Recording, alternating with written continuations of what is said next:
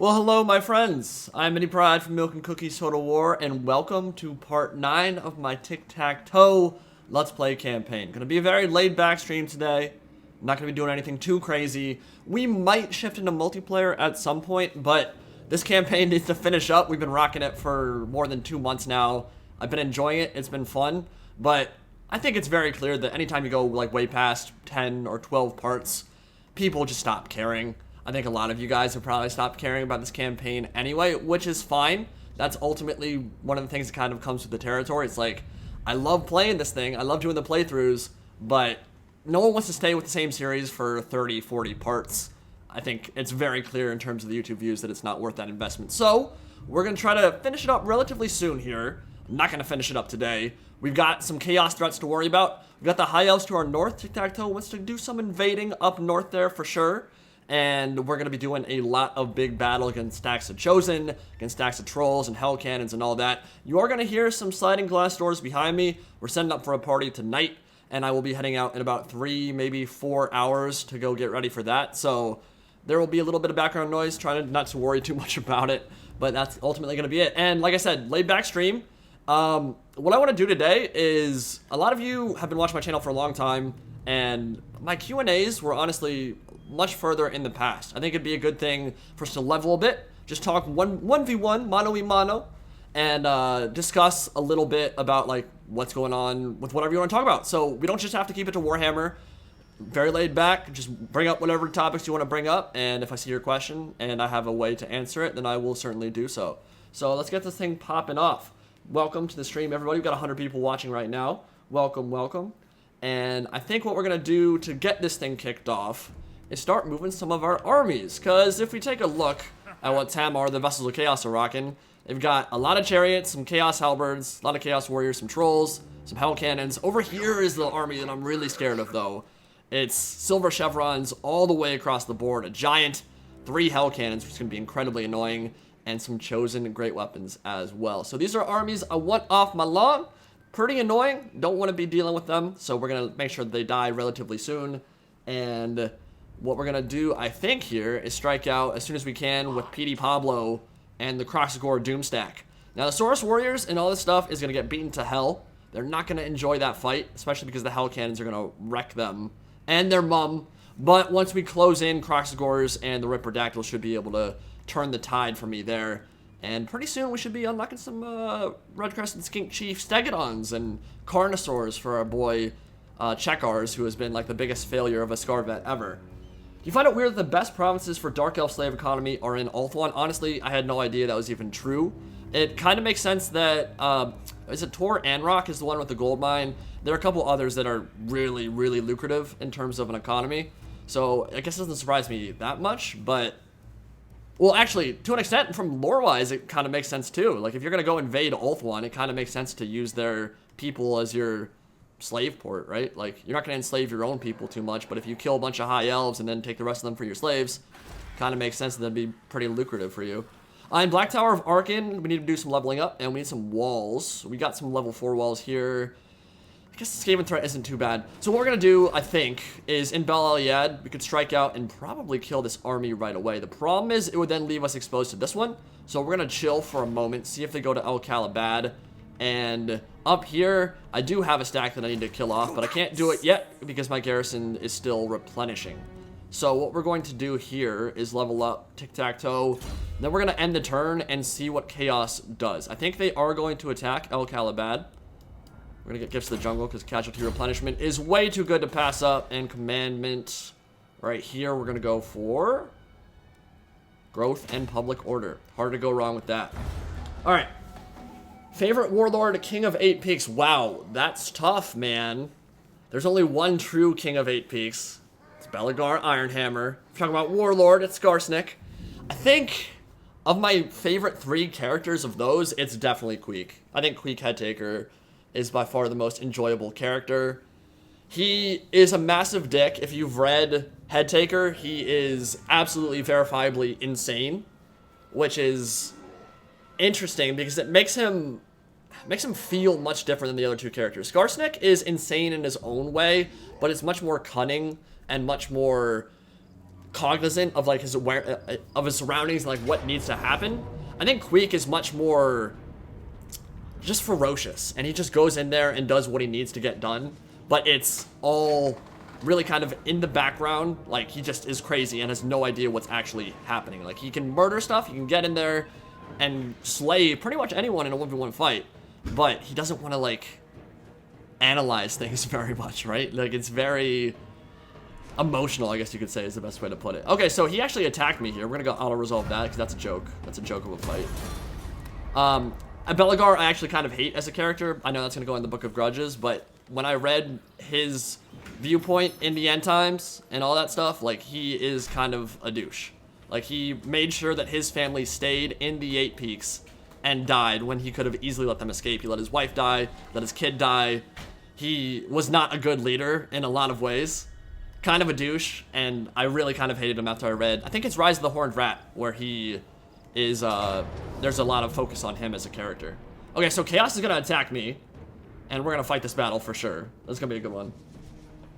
Oh, my bad. Well, yeah, I don't think I spoiled too much there. Rise of the Horned Rat is later on, and you know how the end times goes anyway, so everybody dies. Spoiler alert. But yeah, I won't spoil too much about Head Taker.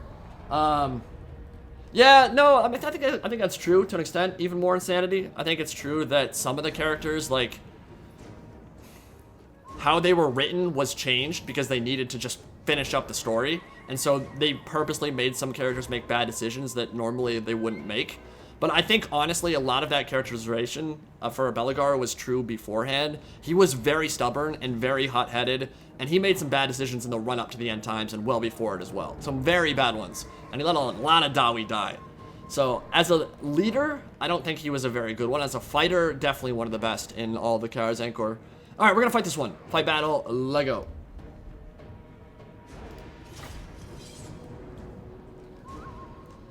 What's up, Atticus? What's going on, man? Stegadon died. Wait, no, it didn't. No, it didn't? Joseph, tell me you're lying. Tell me Sarah didn't die in that other auto-resolve. Can someone verify that for me, please? Now I'm freaking out, because I wasn't paying attention. I was answering questions.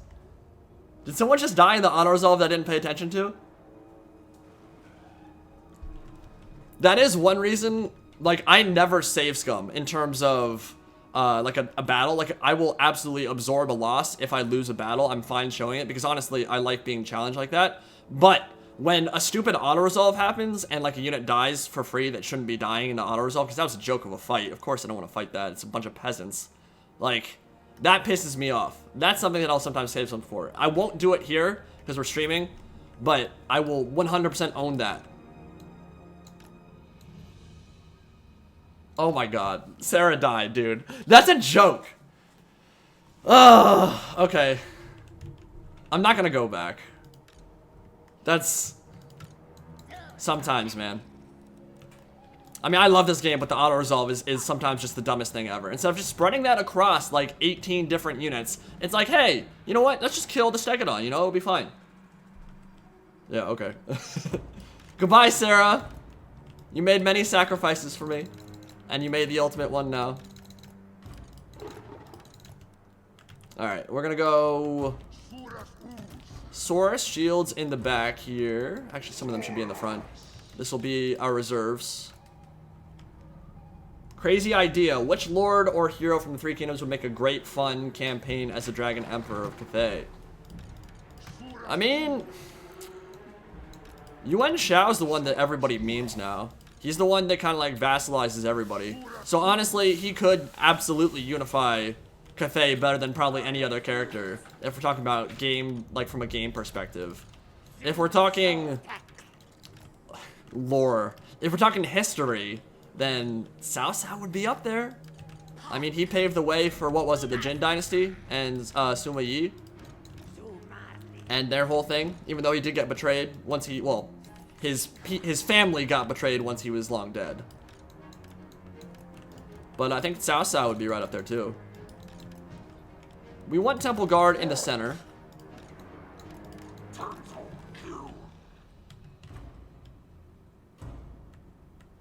Yeah, I mean, pretty much, dude. Like, the auto-resolve will basically tell you, okay, you know what? It's cool. we're just going to send your most important units into the middle of an entire blob of peasants, and somehow you're just going to let it die. And the irony there is, of course, if I sent my Stegadon to a horde of peasants, they would just tear out. They wouldn't kill anything. So, yeah, that's pretty dumb, dude. We're going to get salamanders out on this side. 3 of them, 2 more over here. And then the cav in the back. Sarah, after all that, after all those battles, you just die on me in auto-resolve like that when we're streaming. Feels weird, man. Alright, we're gonna lock that control group. So if you want to know how I do my control groups, basically, it's always hard and lock control groups unless it's with cav. And then I'll do a soft one so that I can control their width and their depth. I think that's really important. So when I'm moving my infantry here, like this will always stay in the same control group. If you want a hard control group, you just control G, and you can set it so that you've got your spears and your infantry in the front, and then spears on the flanks, halberds in the rear, general in the middle. Like that's typically how I'll do it.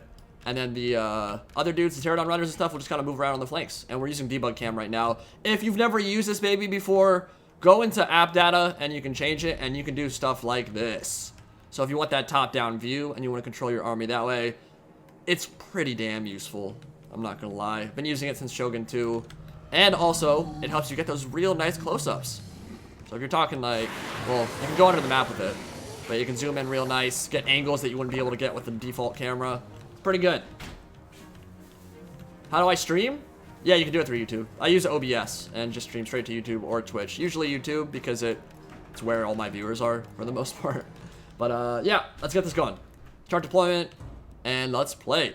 So, in terms of casting, we've got Wind Blast, which will not be incredibly useful here. Probably stick with... They don't have any flyers. So I guess we will stick mostly with Fau's Protection. So Temple Guard will be up that middle there, and we're going to kind of harass them out on the flanks with these chameleons. Salamander's going to move out as well. How many elite units can we lose in this campaign playthrough? That is the question. So Hell Cannons are really going to put the hurt on me here, and we're going to need to get moving. And you know what? We're going to move some of our Stegadons up front so that they can take the brunt of those chariot charges. Those are Chaos Knights with lances, so we're going to retreat here, these back, and get some... yeah, we'll get some stuff moving out there. Maybe some spears as well. Stegadon? Alright, Salamanders can move up.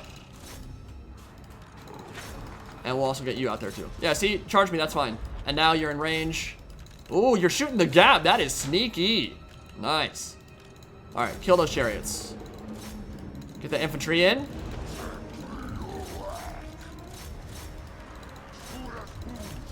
And we're going to go Fau's Protection on the Stegadon because it's going to need it. Shoot those guys. Oh yeah, those Chaos Knights just got melted. That's a feels good, men. Move out to the side, and you guys go shut down the Hell Cannon. So you go there and turn off skirmish mode.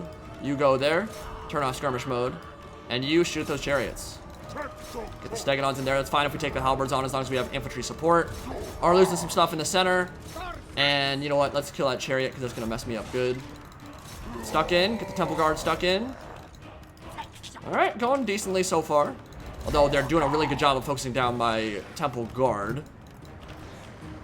Yeah, shoot those chariots right now. That's going to be a good shot. Move around the flank here. Keep pushing. Get into the back lines. Get into that cookie jar. Good stuff, boys. He's trying to fireball my Slod Mage. Oh, we have Arnsipul's Black Horror. Hell yeah. Let's try this baby out. Now, it's not amazing against heavily armored troops, I don't believe. So that might not do too much damage, but we're going to watch it. And it's just going to slowly creep through their infantry line. That got me a whole whopping 8 kills with my Slod Mage Priest. Aw, yeah. Alright, charge in from the rear.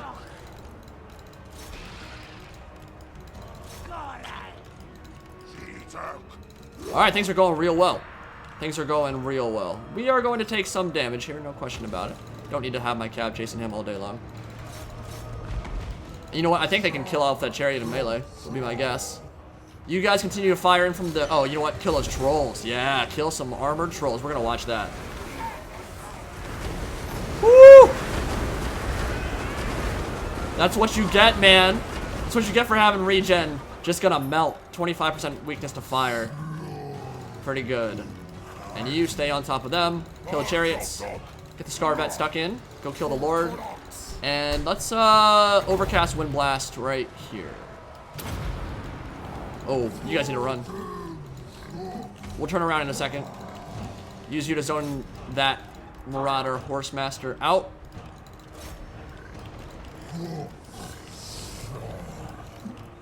Let's go finish off those Hell Cannons. Oh, yeah. Army losses. Okay, so that was pretty good. We might have lost one or two things there, but nothing too serious. You ever think Human Empire is going to get a proper expansion for Total War Warhammer? I think you know the answer to that question. I think the answer is very clearly yes. CA is going to do stuff for the Empire. They are the most popular faction in the trilogy thus far. Game 1 or Game 2, doesn't matter. They are both, I mean, in both games, literally, they are the most popular faction. So yes, they are going to get some stuff. What that is, I have no idea. When that is, I have no idea. I'm really hoping that CA tackles cross-game Lord packs, because I think it's by far the best way to flesh out the factions we already have. So seeing something like Skaven versus, God forbid, vampire counts, or no, like greenskins versus, well, the obvious one for High Elves and greenskins is Grom the Paunch and Altharion the Grim. So if they do cross-game Lord packs, I think that's like the one guaranteed one. But then you could do Dark Elves versus, well, any of the Game 1 factions. So it could be Empire would be perfectly fine. I don't know how they're going to tackle Wood Elves or Beastmen, though, which I think are two of the factions that need the most loving. In terms of a unit roster, Wood Elves are in great position. In fact, I'd say they're probably the best of any in the series, except maybe the Tomb Kings. But it's not really their unit roster that's the problem for them. It's more their campaign mechanics and how much Amber sucks ass. So that needs fixing, and they need another legendary Lord. I mean, 2 is not going to cut it for the rest of this series, man. Like, Durthu and Orion are really fun, and I think they're well implemented, but they need more love. Right now, I'd say in order of factions that need the most help, it's Empire, then Greenskins, then... no, you know what? I'll go Empire, Beastmen, Greenskins, Wood Elves, probably in that order. Greenskins definitely need a lot of loving, too. They've got plenty of legendary lords, but their campaign mechanics are basically been stolen by everybody else. For Warhammer 3, would you rather have a bigger expanded Warhammer 2 or a significantly reworked campaign a la 3K? Would you rather have a significantly reworked campaign? Well, that seems kind of like a leading question. Would you like a better campaign or one that's not better? I don't know. Yeah, I mean, obviously I'd like them to expand on the campaign mechanics as much as possible. And multiplayer as well. I would love to see Avatar Conquest make a return. I have no idea if they're ever going to do it. The fact they didn't tackle that for 3K makes me a little hesitant that they want to. But then again, I think the multiplayer in Warhammer was always going to be a bigger deal than it was in 3K, simply because it has so much variety. In terms of campaign mechanics, yeah, I'd like to see as much introduced as possible that carries over and makes sense. Some of the diplomacy wouldn't really make sense in Total War Warhammer. Marriages would only really make sense for like elves and the Empire. Not much outside that. There's a lot of stuff that I think would be cool, but ultimately the battles are what gravitate me towards Total War Warhammer specifically. So I think improving them in any way possible is a very good idea. What do? Do I go treasury? Well, we're gonna fight more battles, so we're gonna just get, replenishment. I'm surprised they attacked me, honestly. Did I lose anything? Oh, are they gonna attack me there? They are. Wow. Chaos is getting all up in there. All right, we've got plenty of battles to fight here. Sweet. Let's just go right into it. Quick saving in terms of crashing, not so that I can... People have made fun of me for that before. I'm like, oh yeah, let's just quick save beforehand and then I'll edit out if I lose the... But no, I do that simply because I've crashed and it is really annoying to go back and then have to like play through 10 more minutes before you get back to the exact same spot. So having a save right there is nice. That's a big army. That's a lot of Chosen. 3 Hell Cannons, I think. Yep. Yeah, this is going to hurt even more than the last battle. Any pride, what's the chances of getting reworked siege battles in Game 3? Well, I would have thought they would have reworked them in game 2, and they didn't. So, I have no idea. Oh my god, this is a choke point battle against 3 hell cannons. Well, they attacked me, so they have to come to me, at least, but yikes. We've got 2 Vanguard Ripperdactyls, so that's, from that standpoint, we're okay. They will go into the back lines, and they will eat them for dinner, but I will probably take some losses beforehand. We're gonna have 1 on each side, just so that they don't get shut down by the same dudes. And I do not have... You know what? I played a battle on this map with Oakley when the Tomb Kings first came out. We played a Dwarfs versus Tomb King survival battle. That was really fun.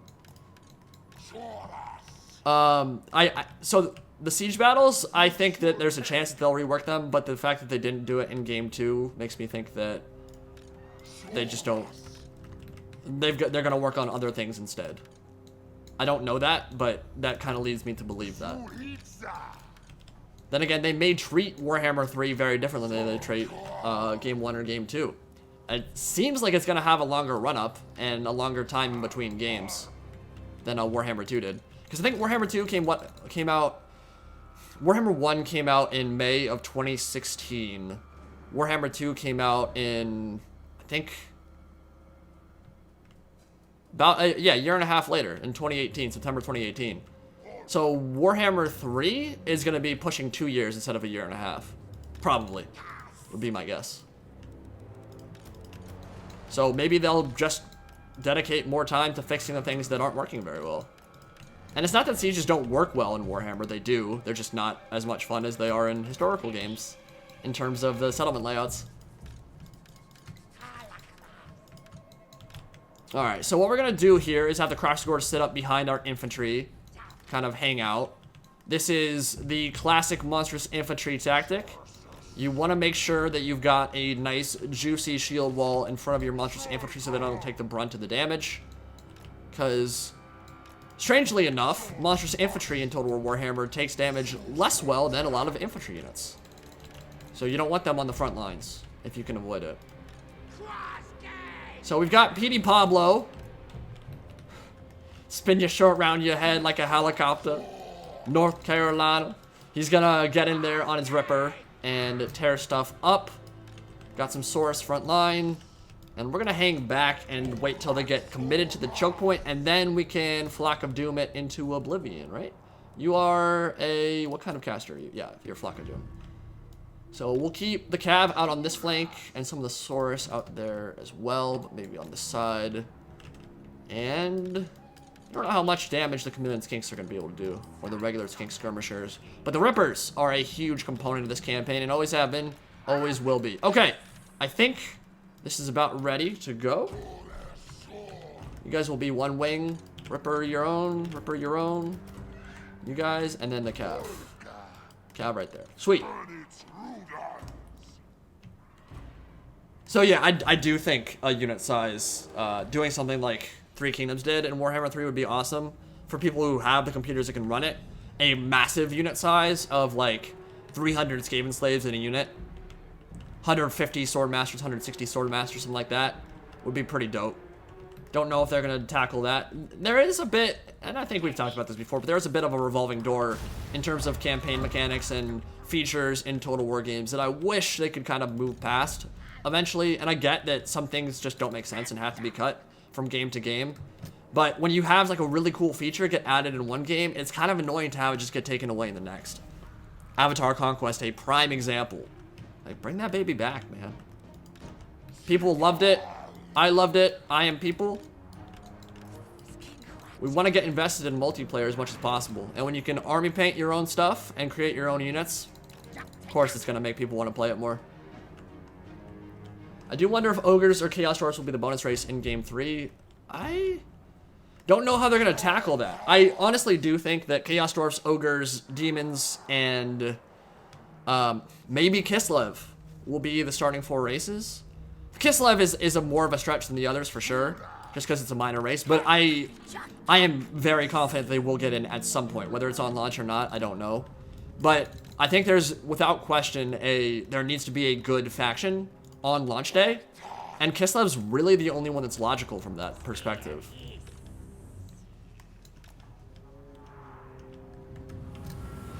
Yeah, we don't want to get blobbed up right now, Lewis Brown, because if we do, the Hell Cannon is just going to tear us apart. Now, I don't know. I might have to double fast forward this. They attacked me, so they have to come across the choke point.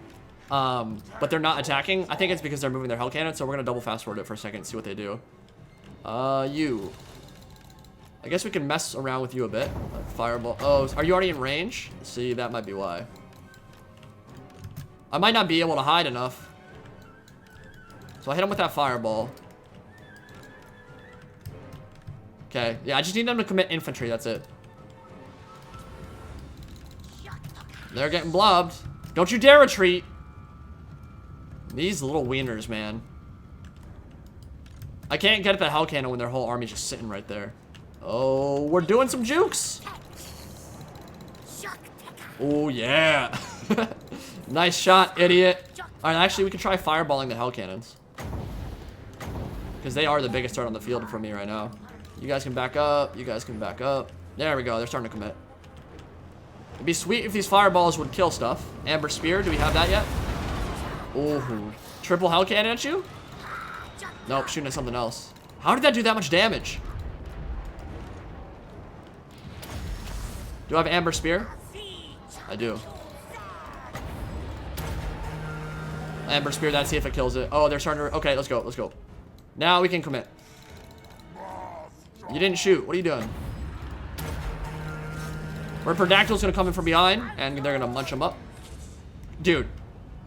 Dude. Shoot. Oh, maybe they're hiding behind the hill. I don't know. That's weird. There we go. Is that gonna kill it? Nope. Did some good damage, though. Alright, let's commit to the fight.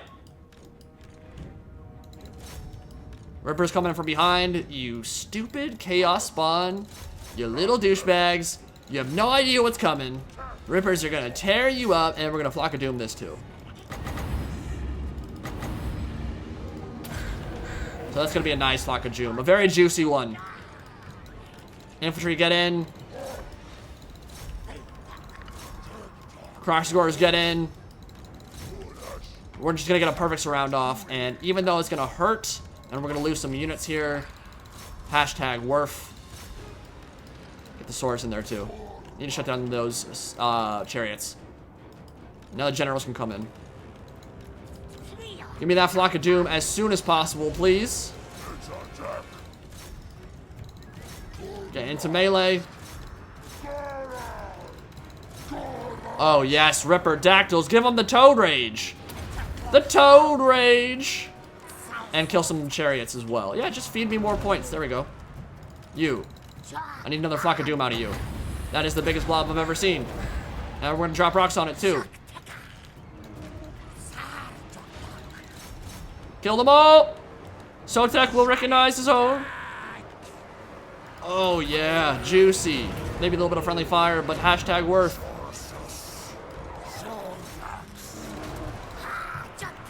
Move right there. And... oh yeah. It's happening. Good stuff. Ripper can kill the Lord easily. Oh my god, the Ripper Dactyls are having so much fun back there. This is their favorite battle ever. Turn you off skirmish mode, get in there. And you guys, maybe try to overload this flank if you can. Checkers, get in there. Oh, the guy in the last battle wasn't Checkers. That's just random Scarvet. And I need to definitely kill that giant ASAP. So, fireball you in the face. Oh, I have a Helm of Discord. I forgot I had that. You need to get out of there because they're trolls. Run, Petey Pablo. We're going to Helm of Discord this blob in a second here. Get in the air, man. Alright, cool. You guys can kill the trolls now. They're going to munch them up. You guys sit on top of the giant. Probably should have been doing that from the beginning. And another Flock of Doom here. Sweet. Little bit blobby, but they're munching on some trolls in the back. The Hell Cannons are shut down. The Lord is going to die soon. Chaos getting sent to Pound Town by the children of the old ones. That is how we do it. Get a full surround off. Army loss is about to kick in. Feels good. Yeah, I don't have a lot of good vortexes. Unfortunately, Lord Beast is not particularly good for punishing blobs. Flock of Doom's not bad, but it won't send them to hell immediately, like some other Lords of Magic. We're gonna give you the Warrior's Crest, which is probably one of the silliest buffs in the entire game. I don't know why it makes it hit harder. Literally, if you put him on a Stegodon, I think he beats Kolek in a 1v1 fight, which probably shouldn't happen. I made that power creep video for a reason. There is definitely some power creep elements in this DLC. The fact that a Red-Crested Skink Chief can hit harder than Kolek and have better stats frequently is a little bit awkward. I'm gonna make sure that giant dies.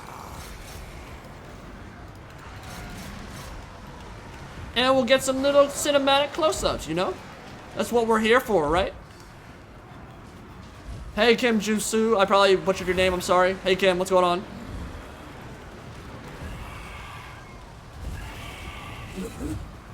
Yeah. Get wrecked. Okay, Chaos is out of the picture, and our home provinces are safe and secure. Well done, sirs. Well done. Alright, that's a pretty good battle.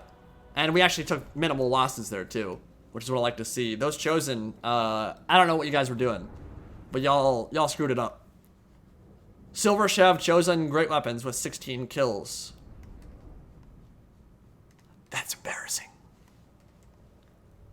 What do you think are the chances that we get another High Elf Legendary Lord? Very high.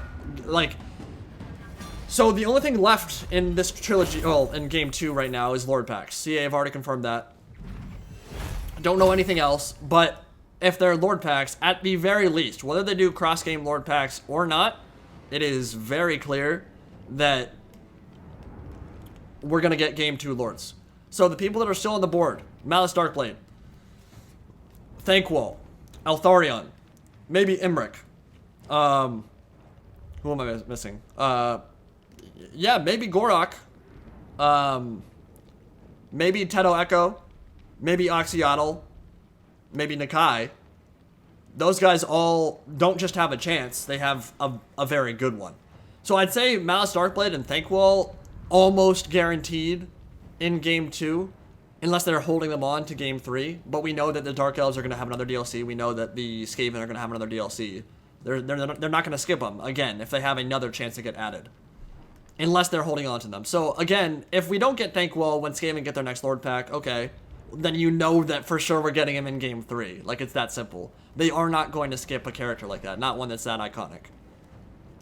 So, if you were fretting about those, I would not. But basically, yes, we are going to be getting more Legendary Lords, which means we're going to be getting more of those iconic characters we'd like to see. Unit replenishment there. You just got wrecked. Get off my lawn. And you are going to suicide into some settlement that you can't hope to take, and that'll be hilarious. I'm super scared to now look at my TikTaq'To army and see what I lost in the auto-resolve.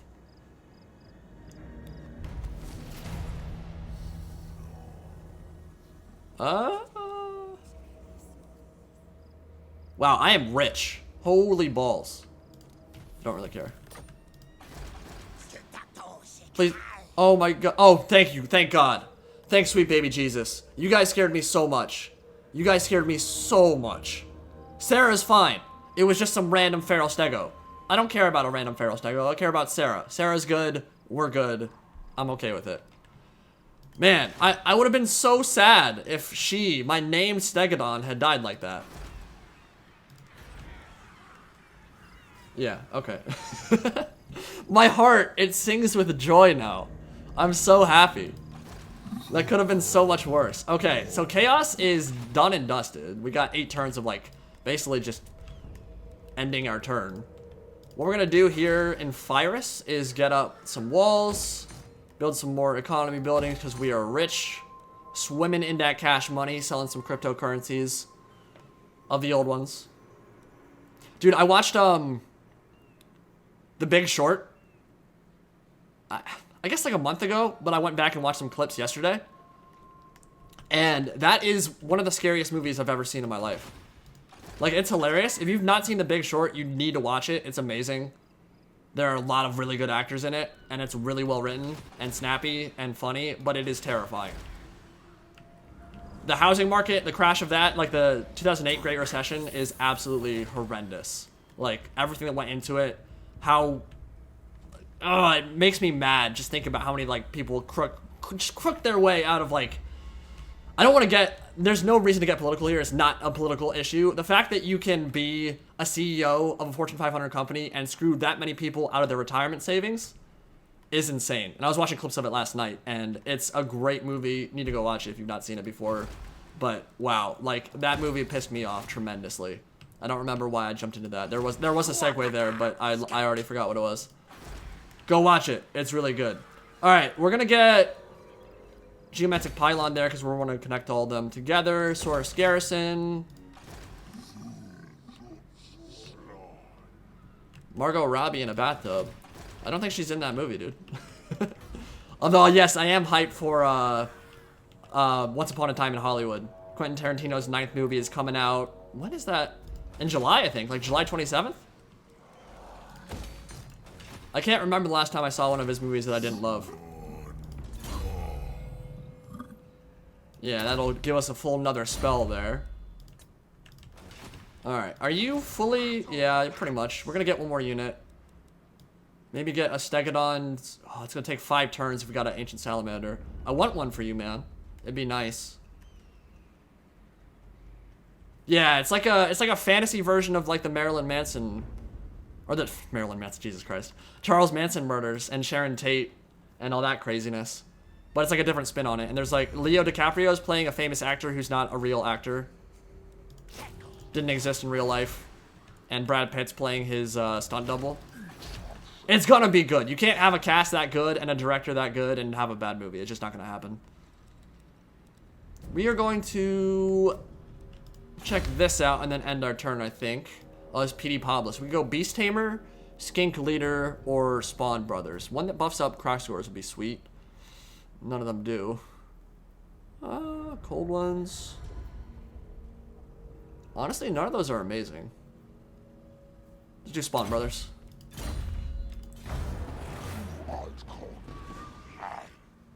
Do you want to make a video about what DLC gonna come? Maybe, but to be honest, there's not a whole lot that I haven't already talked about. Now, to be fair, a lot of the stuff that I did talk about was a long time ago. I think the Malice Darkblade and Thankwell videos I made were back in like 2017. I'm not sure that I'd be able to offer much in terms of information on top of what I've already talked about, though, on that front. I think that it's one of those things that once we have more information, that would definitely be worthy of making a video about, talk more about DLC. At the moment, though, like, I don't know when any of it's coming. I don't know whether they're doing cross-game Lord packs. All that stuff will be, when the news drops, will be big and will be worthy of discussion. Until then, I've kind of already guessed at what I think is going to happen. And I'm a little worried I'm talking about Warhammer 3 too early. Like, look, we have a very good idea of how it's going to shape up, simply because this is the easiest game to guess for. Because all the other races are already out, right? Like in game 2, you had 10, 12 more races on the board, but now we've had 2 or 3 DLCs, we've had 4 more races get added to the mix. So when you move on to game 3, you know, okay, game 3 only has this much left. It kind of has to be this. Kind of has to be Chaos Dwarfs. Kind of has to be Demons of Chaos and a Warriors of Chaos rework, because there's nothing left. But we're still like, what, more than a year away, maybe a year and a half away from the game. Don't want to blow my load too early. Justin Starscream with a $2 donation. Thank you so much, man. Really appreciate it. Thank you for the support. We're going to auto-resolve this. Get that unit replenishment back up. Can I do more Vermintide? I will definitely. Apparently, the next Winds of Magic beta is dropping July 3rd, I think. July 3rd to the 9th.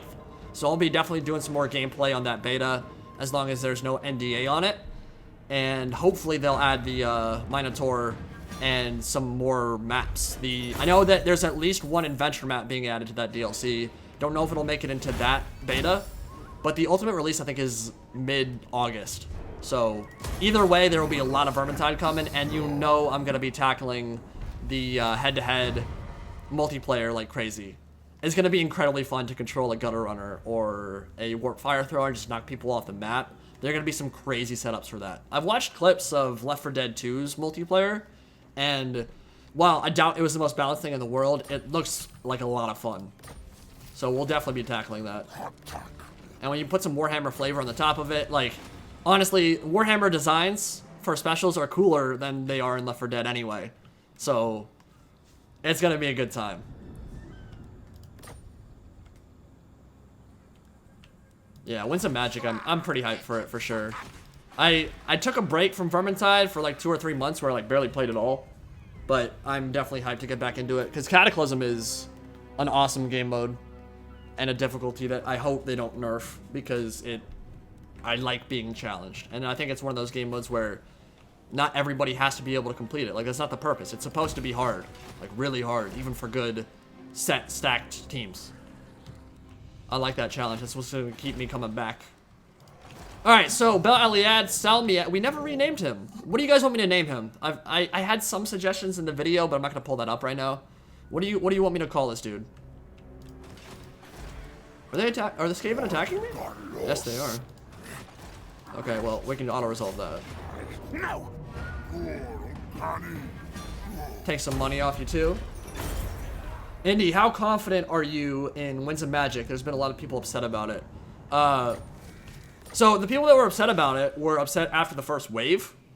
For the most part, they were saying, like, they hated the changes to combat, and 2-3 days later, Fat Shark changed a bunch of elements of dodging and stuff more to how it was before. So already a lot of those problems have been fixed. That's the purpose of a beta.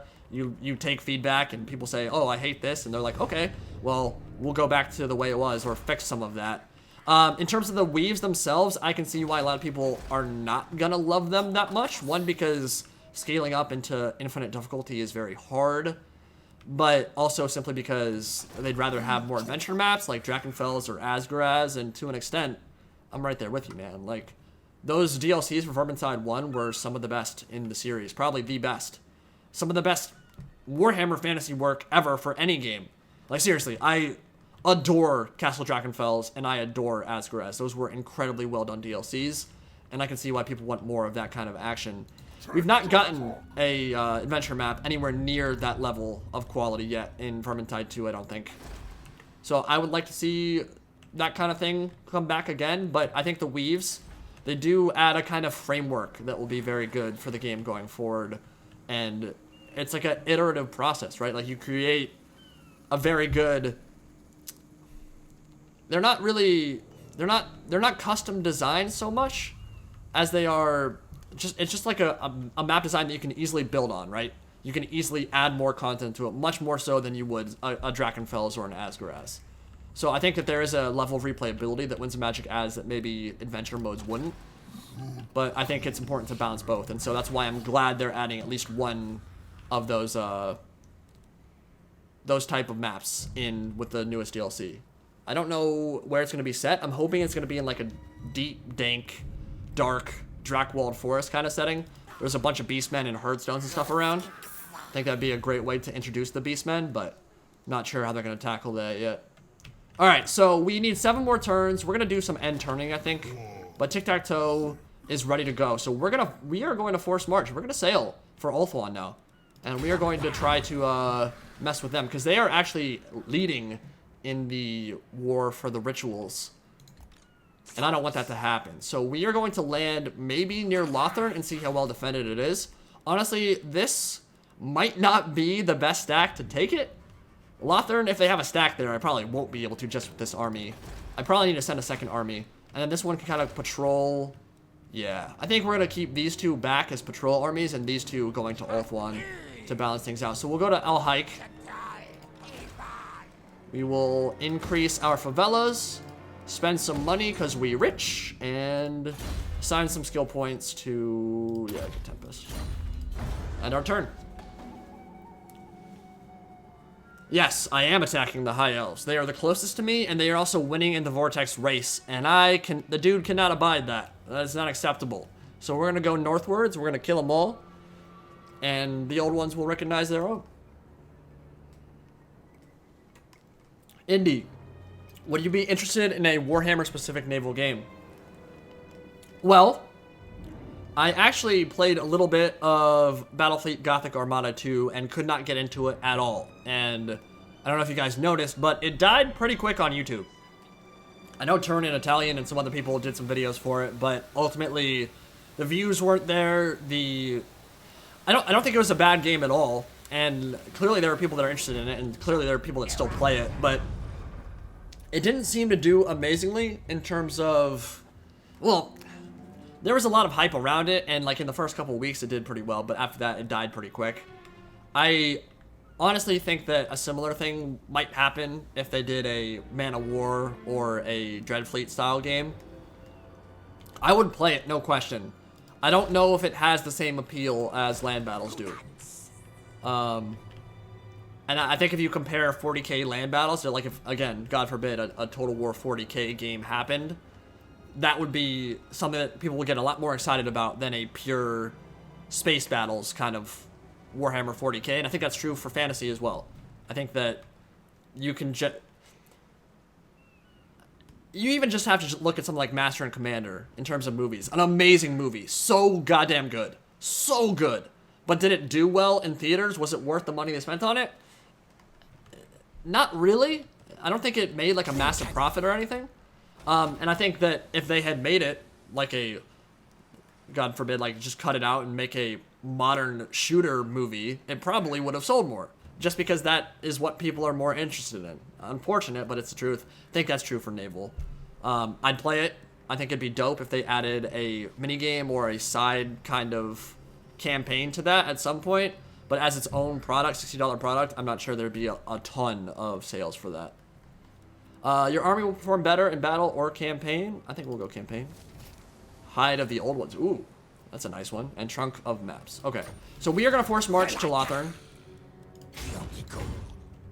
Hopefully not any storms on the way. BFG2 was more successful than what? Than the first game? I totally believe that. And I'm sure it sold well. But I don't think it blew anything out of the water. And especially if you compare that to land battles in 40k, a Dawn of War or a Total War or anything like that, I don't think that it would be anywhere near the same kind of sales. I do love how into the 40k universe those devs were, though. You could tell it was a labor of love for them just by watching the cinematics and the voice acting for it. It was done very, very well. Well, we'll be talking a lot more about 40k soon. I don't want to spoil anything yet, but we got plenty to discuss on that front. I did not know that Beliet had a gold mine. That's pretty good. We want more. Gonna upgrade our Geomont Locust back here in Tlaqua. Yeah, let's do that. Tablet of War, and we are 5 turns from finishing up. What am I researching? Sequence of Instinct. So we're working towards that end part of the skill tree. But for the most part, I think we are just going to... God, I want to use this army so bad. This looks like so much fun. 5 Ancient Salamanders. Maybe get a couple more of them. Temple Guard. It's going to be sweet. And he's ready to go. Yeah, you need a force march as well. Yeah, this invasion of Ulthuan is going to be dope. I'm really looking forward to this. Thick-skinned. And turn. What about 40k? Are there upcoming games for it? None that I'm aware of. I mean, I'm sure there are 40k games coming out. But the lens I always look at gaming through is, of course, going to be Total War, because that's my bread and butter. So, whether it ever happens or not, I am going to talk about Total War 40k, because it's something that I really want to happen. And I totally think it's doable for CA to do it. Completely. I think people that are looking at it and saying, like, oh no, it's too much of a departure from combat and other Total War games. It's like, it's kind of the point of making a new franchise, right? We don't need or want combat to be the exact same in every Total War game. We want them to continue to improve and expand and put their tendrils into other things. Can't have the same type of combat. Like, even if you go back to Shogun 1, combat functions nothing in that game like it does in Shogun 2 or Warhammer. And obviously, it'd be a bigger departure in terms of technology and a futuristic setting and all that. But the idea that they can't make it, that the CA devs couldn't make it work, I think that's crazy. Like, these are professionals that just sold one of the best-selling PC games of the year. You're telling me that they can't figure out a way to make 40k work in land battle? There's no way. Of course they can. Now, will they is the bigger question. Do they want to invest all that time, effort, and energy into doing it? I have no idea. I hope they do, because I think a Total War 40k game would be goddamn amazing. But it is a huge departure, no question about it. So we're landing on Ulthuan now, and they are not ready for this. High Elves, I'm coming for that booty. It's gonna be bad news bears for y'all.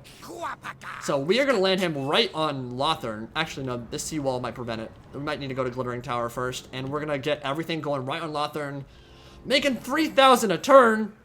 That's gonna be nice. Yeah, well, yeah. There's that too. Obviously, Alien Isolation was a completely different thing. Like, it's a FPS. It's not even a strategy game. But I made that one video talking about it, and it will not be the last that I talk about Total War 40k. Because, one, there's a lot of lore to talk about there. It's an amazing setting, and it's an interesting discussion. Whether you agree that it could be a game or not, it's definitely one that's fun to talk about. Back here on the home front, we're looking pretty good. We do have a quest battle, but I'm not actually going to fight that right now because I'm worried about the invasion of Ulthuan. And I think we can just end the turn one more time and then immediately attack. Oh, finally, Kalaka getting a Stegadon. That took way too long. Turn 124 and we finally got it. Oh, Lord Kroak leveled up too. We'll go Deliverance of Itza. And we'll attack Lothern in the next turn or two.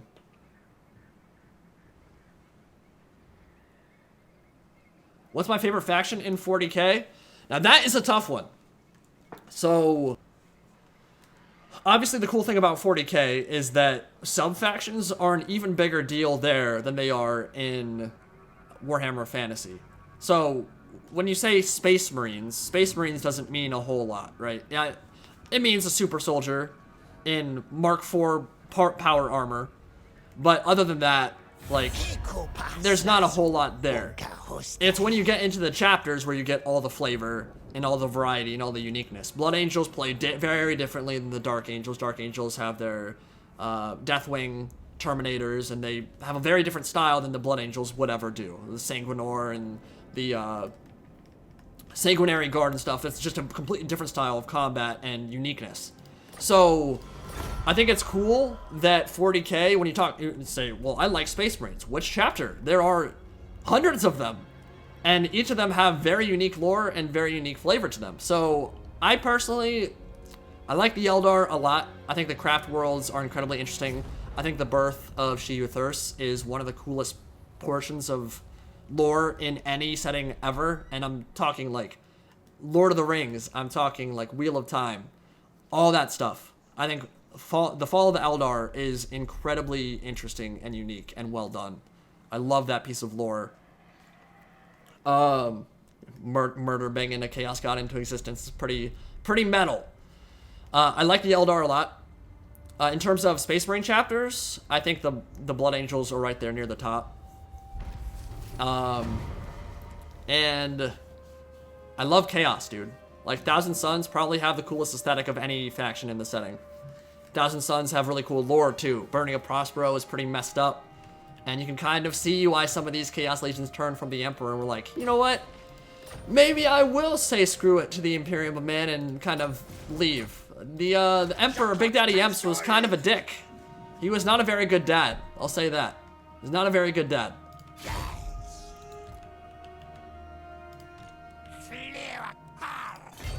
Alright, we're gonna attack Glittering Tower ASAP.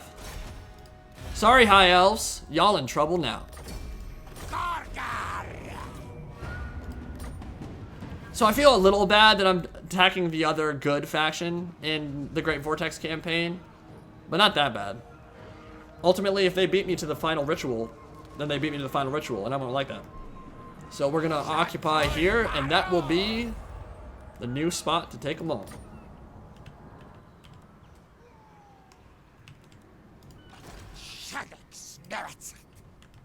Alright, so I don't know how to get across. How do I get across? Do I really? I guess I have to go around. Okay. So next turn, we'll take Lothern. If it's possible, I might auto-resolve it, just because, again, I don't like playing the 1v1 sieges that much. But we'll only do that if the auto-resolve is, like, very, very, very in our favor. Maybe I shouldn't. I don't know. You guys call. I didn't see any, maybe because I wasn't looking, but I didn't see any name suggestions for this guy, so I'll look this time. What do you want me to call my Slan Mage Priest? I saw, like, Banana, I think was one of the ones I saw in the campaign part earlier. Because he's a banana Slan. Might go for that. Why in 40k is there not a god of, I assume you meant to say heresy? I mean, isn't that what the Chaos Gods are? Just pure, raw emotion congealed in the warp. They aren't very nice, I'll say that. Chaos Gods are pretty messed up. In fact, I just, last night, finished reading Betrayer. So I finished first Heretic, just finished Betrayer, and right before Betrayer, I read, not Mark of Calth, it was, No Fear. So Ultramarines, the Mary Sue Marines, and a bunch of Word Bearers kill each other. That's a good set of 3 books, man. I didn't love No Fear. I love Dan Abnett, but I don't think that was one of his best books. It wasn't horrible by any means, but it wasn't amazing. But Betrayer and First Heretic were they were just really good. And Betrayer, if you want to get into the Horus Heresy, honestly, I think it might be one of the best books to start with. Because even though it's, I think, the 14th book in the series or something, it sets the stage for everything that comes after. Slanana. Ooh, I like that. We could go for that. We could go for Slanana. By the way, if you are enjoying the stream and want to see more like it, please be sure to hit that like button. It really helps out in terms of like viewership and making sure it shows up higher on the suggestion list for other people. Thank you for coming out and hanging out with me, man. Enjoying this so far. So Lothar just confederated, so they're going to be even stronger than they were before. Dude, we're going to have our hands full with Ulthuan. That's a lot of stuff to deal with. Okay, so we might need to send a 3rd army to Ulthuan. I don't know if I love the idea of keeping one stack back here. The thing is, Cuauhtemoc the Jaguar, we could finish up his stack, and then we could probably build another. We're making 9,000 a turn, which is pretty good. Is it possible to add some mods will make the game faster? Yes. So, if you're playing Mortal Empires, there is a mod called End Time Turn Destroyer, which will essentially create a bubble around your faction that won't delete any of the minor factions from the game. But what it does is it will... anything outside that massive bubble will have a chance to be just utterly destroyed and assimilated into a bigger faction. So basically, it cuts down on the factions that are available at the start of the campaign, because ultimately what the thing is, you're never going to run into the minor factions near Malekith if you're playing as Queek. You're never going to run into the minor factions next to Mazda Mundi if you're playing Volkmar. So it cuts those out immediately, and it ultimately, I think, cuts like half the minor factions out of the game, because you're never going to see them anyway, but they make the turn times longer. I think there are some other issues with that mod, though, that make it not work quite as well as it should. I've not used it in a while, but that is one that you could use if you're playing Mortal Empires. In Great Vortex, the turn times were so fast anyway that it doesn't matter. But that is a pretty good one, if you've never used it before. We're going to auto... yeah, dude, I'm not fighting that, guys. That's too easy. Alright, sweet. Lothar is ours. Wow, I could sack it and make so much money. Or I could occupy it and make even more. So I lost level 5 status, which sucks. We're gonna get a growth building in here ASAP. And we need to take Tower of Lycian so we can get our own Geomantic Spires up. And you... kind of like the idea of being able to build Ancient Salamanders here. Let's do that. It's a really... oh my god, that's 10,000 gold? Yeah, I guess it's a bit more expensive because it's in a unpleasant climate. That's very expensive. Okay, we'll do that. We will... I don't care about Arcasotek because I think it's trash. We'll get walls. And we will get... I could go Star Chamber. Or dinos. Or, yeah, we'll need a weapon crafter's commune, so we'll do that. Okay. So, a very nice little bastion set up here on Ulthuan. High Elves are nowhere to be seen, but I imagine their stacks will be coming down with a vengeance very, very soon. We have leveled up PD Pablo. Yeah, I need to go some geomantic web buildings for sure. But we might wait till level 5 to do that. Go Beast Driver, and for you, TikTaq'To. How we looking, buddy? I don't know about you guys. I don't use heroes very often in Warhammer campaign. I feel like they're obviously good, and some of them will massively boost your economy, but I feel like a lot of them just kind of just suck up upkeep, especially if you're not using them in battle. It's like I'd rather just get something else, get a cool unit I can fight with on the battlefield. All right, we got some nice trade agreements going, so we're gonna go for that. We're not gonna upgrade. Yeah, we'll level you.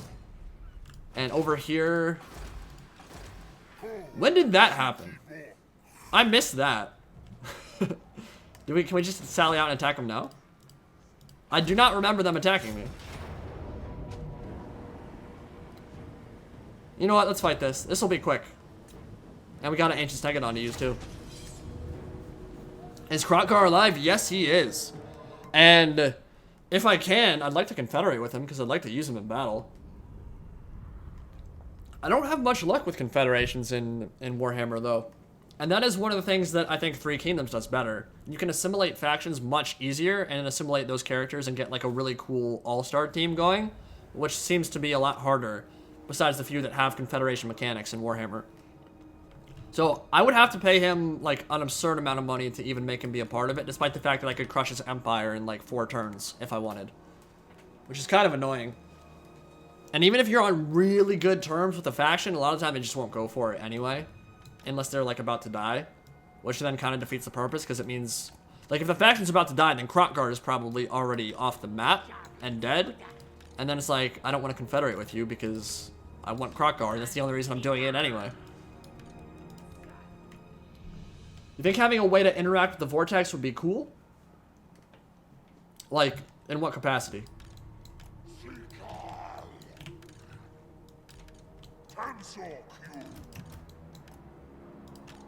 By the way, you are, in case you were wondering, you are allowed to ask me questions that are not Warhammer or Total War related. Although, I don't know if any of you guys are interested in any of those questions anyway, but... that is on the table if you're feeling like it. Alright, Stegodon in the center. And Metalox will be in the middle here, and then the cavalry will be moving out on the flanks. Didn't they fix it so Kroak will appear in a hero pool? Not that I'm aware of. What hero pool?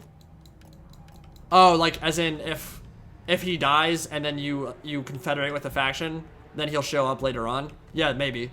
I think that might have happened. I seem to recall that, but not 100% sure. Okay, you should still come back. All right, cool. What's your number? Ooh, ooh, baby girl. All right, let's play.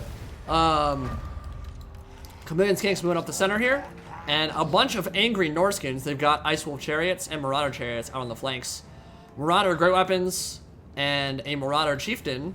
Surtha ecking it up, but he doesn't have chariot spam, which is a little bit unfortunate. Like, what are you doing, man? Playing Norska. Oh, here they go. They are getting very aggressive. They are very mobile. Oh, they want it. They want your ass, chameleons. You better get out of there. Do it. Do it, Norskin Warhounds. Dumbasses. You're all about to die. Alright, Croxyor, get on that chariot. In fact, you get on the chariot too. Spears, get on that chariot. Get in there. That's probably a little bit too much. A little bit overzealous. Let's get the Ancient Stegodon out. Oh, wow, he's taking some good damage.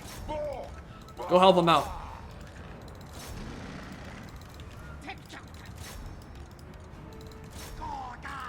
Alright, so that chariot charge is going to hurt, but we have Croxgores and Spears on top of them now. And we'll have you shoot. Ooh, ooh, ooh, ooh. They're going right through. Wow, my cav took so much damage there from that chariot. Holy crap.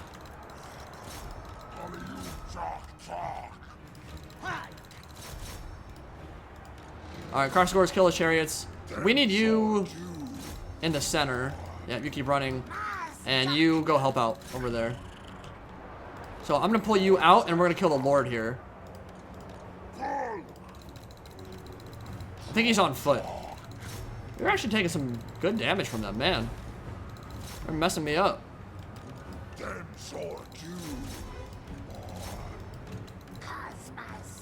Kill him! Alright, we don't want you chasing there. But now if I turn my back, I'm gonna get shredded. Alright, kill him. We're gonna pull him around. You keep shooting in there. Yeah, nice, nice, nice, nice, nice. Kill that chariot ASAP. Need it dead. These chariots are not dying. They are not dying.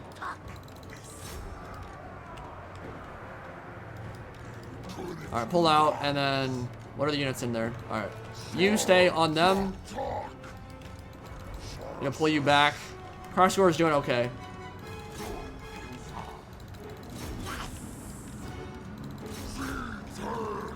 Yeah, alright. That chariot's gonna die now. And the Lord is dead, right? Chariots are messing me up pretty good.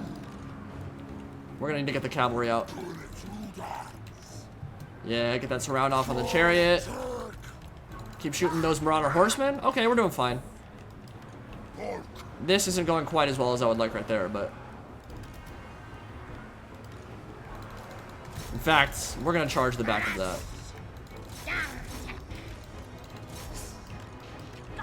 I cannot believe how tanky these marauder chariots are. Like, I've got AP cav just sitting on top of them. And they're taking a long time to die. Temple Guard got beat up too. Dude, how are you still alive? Look at this. 18 leadership. Run. Just run. That's hurting too much. They've got the infantry into support too. Alright, we terrorized them there. Get over there. Help them out. Yeah, we got this, but it hurt a bit. Let's rear charge.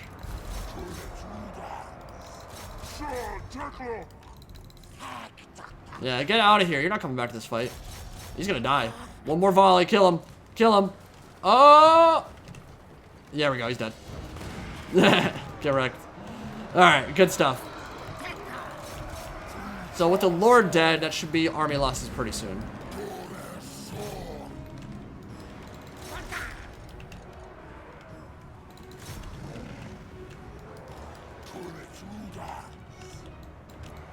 Dude, honestly, I kind of want to fight a Surtha meme army just for the lulz. I think it'd be kind of fun. I've not seen the boy in a while. I did a... Who was it? It wasn't Egbert von Horseman. It was, Oh, Jesus. I'm completely blanking on his name. I did a modded campaign with... Oh, Egil Styrbjorn. I did an Egil Styrbjorn campaign just for fun with Mixer's Lord mods a while back. And Surtha starts his campaign with a War Mammoth. And I beat Surtha in the first battle and had a War Mammoth from turn 2.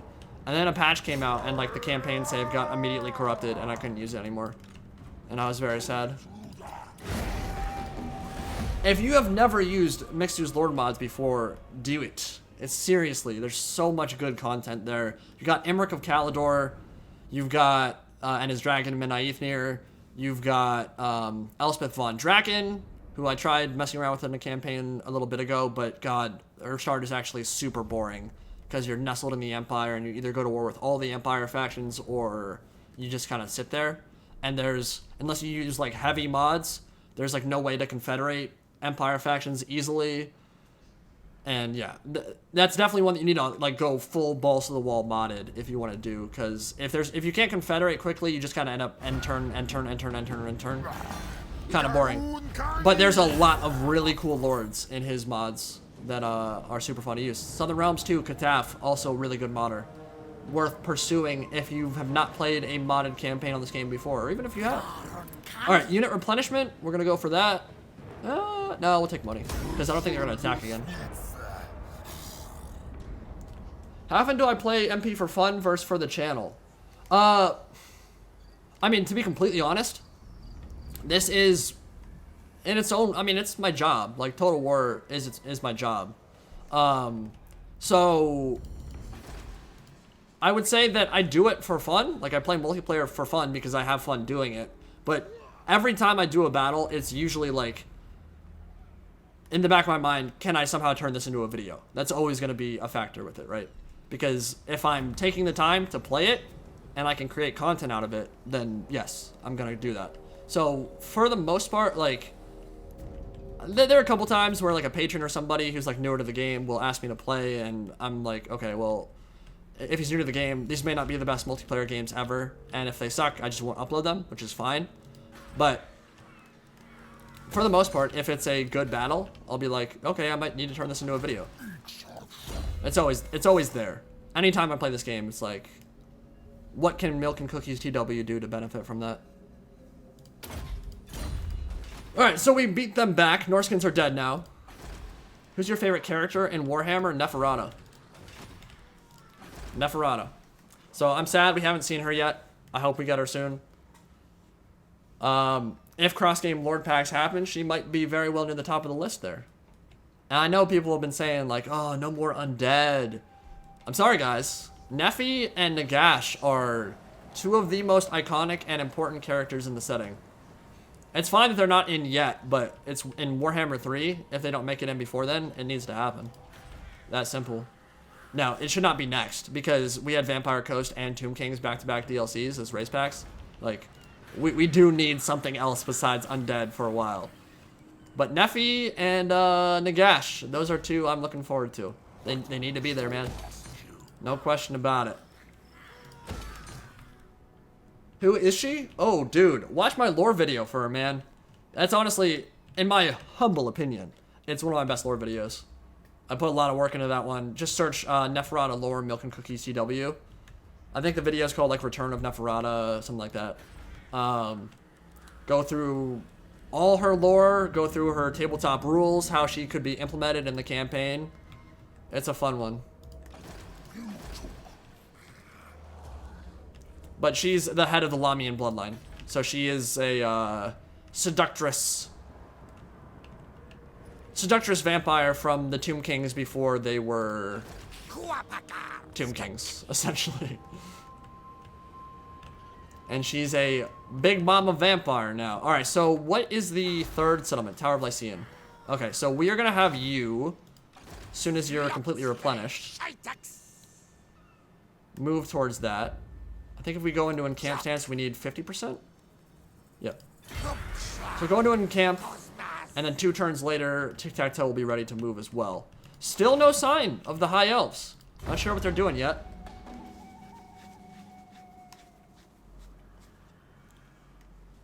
I'm not sure what Nakai has anything to do with Neferata, but I feel ya. If you want Nakai, I'm right there with you, man. Albino crossbow that can beat the crap out of people is right up my alley. What's up, JT? What's going on, dude?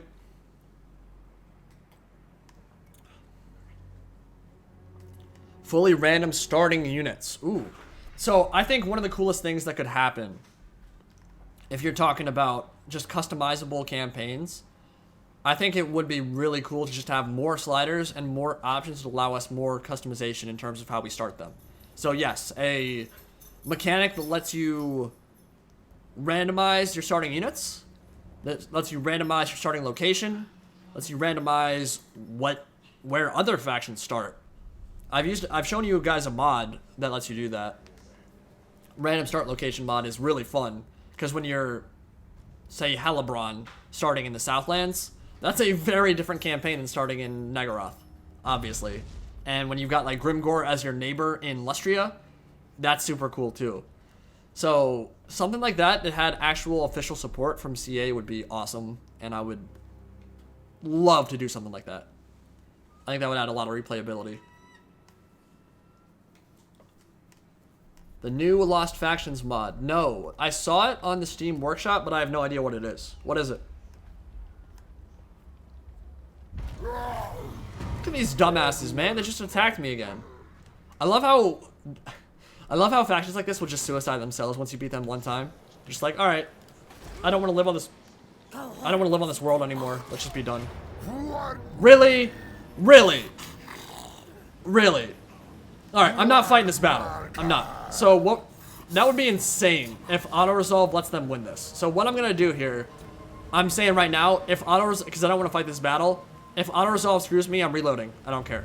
We're doing it. Like, I'm not fighting this battle. It's a joke. If we lose it, we're reloading it. Alright, good. That's so annoying. I've had that happen before, where I beat an army, and then they immediately attack again before getting any replenishment, and I auto-resolve that one and lose it.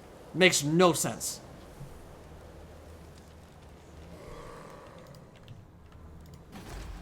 Alright, so we need to probably upgrade your walls. And that doesn't help me with trade, so I won't do that.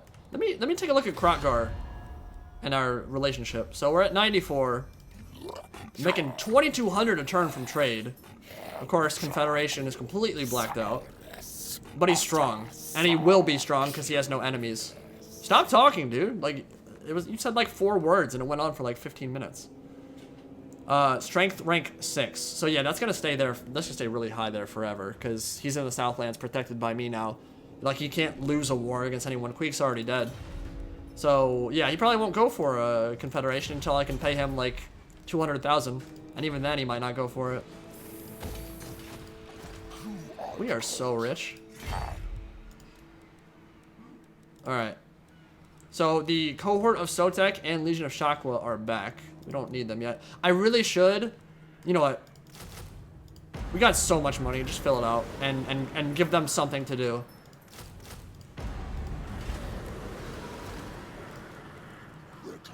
Maybe some skinky boys in the, no, we could get more stuff. We'll send them back back towards the home provinces. Maybe get a couple more ancient salamanders. So we are in good shape on the home front. Nothing is really threatening us. You are all replenished now, so you can just go right in. I'm making such good headway on this campaign, guys. We're doing it. What are your thoughts on a mode like HOMM, where if you take a faction's capital, here's a might and magic. If you take a faction's capital, you can recruit their units. I think that'd be fine on the modded realm. I would not want to use it myself personally. I think that the entire point of being able to play as Lizardmen is that they're already so unique. You don't want, like, I personally don't need or want area of recruitment. Like, I know that's a thing in Ancient Empires and some other historical mods, and I think that works there. When you can, like, afford limited amounts of, say, a Parthian cataphract unit if you're Rome, and you're basically paying for mercenaries. Personally, I don't feel like that needs to happen in Warhammer because the variety is already so good that, like, if I want to play with that faction, I'll just play that faction. But I have no problem with it being, like, an option if they would introduce it that way. I just wouldn't play with it. And honestly, it's pretty limited. That doesn't happen much in Warhammer. Like, mercenaries do exist in the Dogs of War and that kind of thing, but for the most part, if you're dwarfs, you are not going to, if you capture Lothern, pimp out some Swordmasters of Hoeth or whatever. That's just not how it works.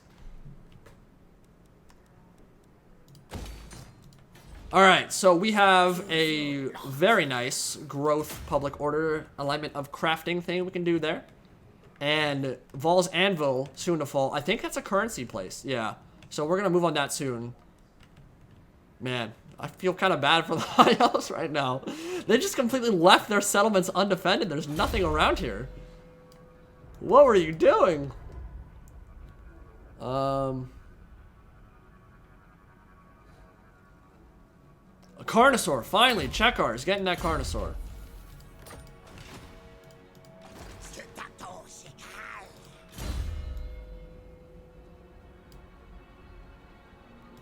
For you, magic resist isn't that good. Just go pants. All right. Oh, did I? I did not notice. So Carnosaur finally with Checkars. That's gonna be pretty nice.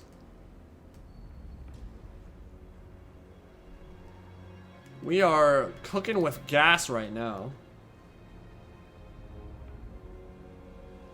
Yeah, the High Elves are definitely northward. I think they were maybe even fighting amongst themselves when they you know what? No, I don't think confederations really work. Now that is something I would like to see more factions get. When you beat a faction leader for an enemy army that is a faction you would typically confederate with, that you get the option to confederate. I don't know that I love that just being a Norskin mechanic. It'd be really nice if that was also like a Grimgore mechanic, a greenskin one. It's like, it perfectly fits with the lore.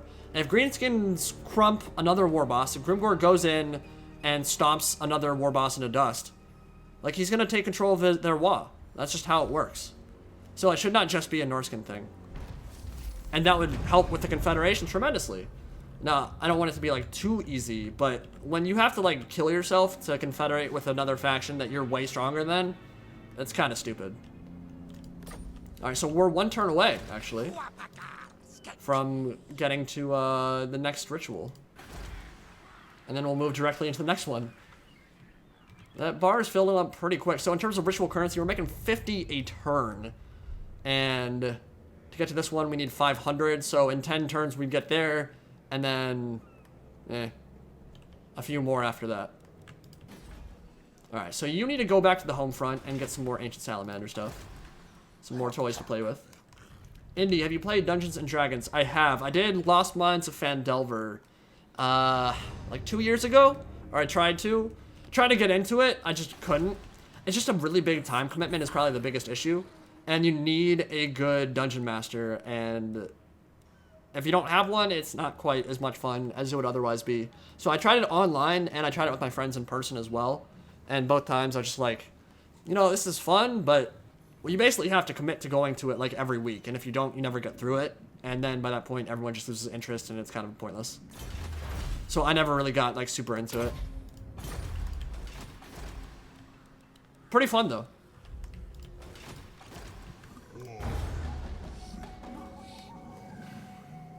Do you prefer the Vortex or the Old World campaign? Do you mean, like, Game 1 campaign or Mortal Empires? I actually, and people, this might surprise people, but I actually prefer Great Vortex over Mortal Empires. I very rarely commit hard enough and long enough to the point where Mortal Empires is worth it. I love the options available to you in Mortal Empires because you can do something like turn 5, sail Karl Franz to Lustria and start anew there. The problem is getting to that point, and that's the thing that sucks the most about it, is in Mortal Empires, with how long the end turn times are, you've got to commit 3 hours, basically, if you want to do anything like that. You have to, if I want to send Karl Franz to Lustria, I have to end turn, end turn, and turn, and turn, and turn, and turn, and turn, and turn, for 25 turns. That's going to take hours to get to where I want to go. So if I could start him in Lustria, and everything else be the same, I would do that. That'd be so much fun. Problem is, that time investment is just not worth it at all. And I've done it a couple times before. I did a couple of videos for it. I did, like, Skrull's Reclamation of Skavenblight. Shut up, TikTaq'To. His Reclamation of Skavenblight. I did the Talaris Dreadbringer one, but he was actually fighting in Ulthuan anyway. I've done like a couple of those unique campaigns, which are really fun to do, but the setup for that takes forever, and a lot of the time it's just not worth it. No.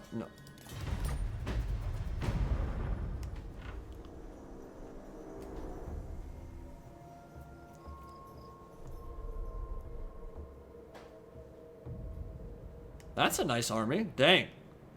Black Buckthorn rocking some serious Dawi firepower there. Organ guns, thunderers, a bunch of giant slayers. The great warding is fed by the geomantic web, which in turn is sustained by the Slann residing in their star chambers. And so the stars were sent closer to the heavens.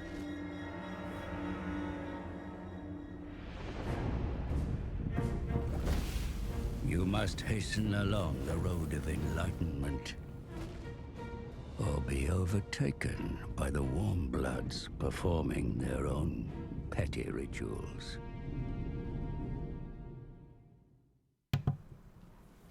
All right, Ritual of Contemplation finished up. Triumphant cacophony rises from the temple cities. Okay. So that's completed now. And I would think once we take Vol's Anvil from the elves, we will be able to kind of cut into their ritual currency pretty significantly and jump ahead in this war. The Dark Elves and Skaven are falling real far behind at this point. What do I need to build here? Just swimming in that cash on my knees. So I think we'll just make another stack is probably the best call. Best use of our investment right now. Oh, you know what? You need to go further back, don't you? To Tlaqua it is. And we will recruit another lord.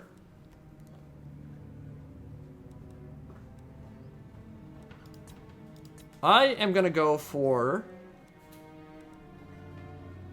We have an old blood here, right? Yes. Cuauhtemoc, Emperor of Tenochtitlan. We're gonna go for another red-crested skink. Keep it a bit more thematic. Tactician or confident? Both those are kind of not that good, but...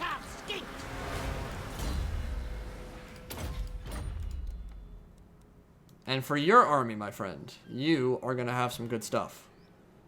Oh, Ancient Sallies are expensive, though. Source is a front line, and we are going to actually enact this if we can. Yeah. So we'll delete those units and resummon them.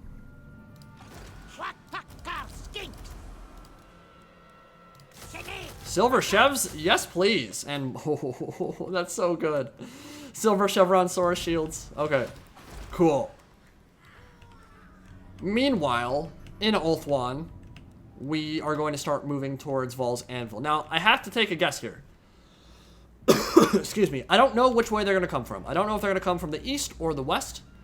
And honestly, I feel like we need to probably move towards Kalidor's Repose, I think, is probably where they're going to come from.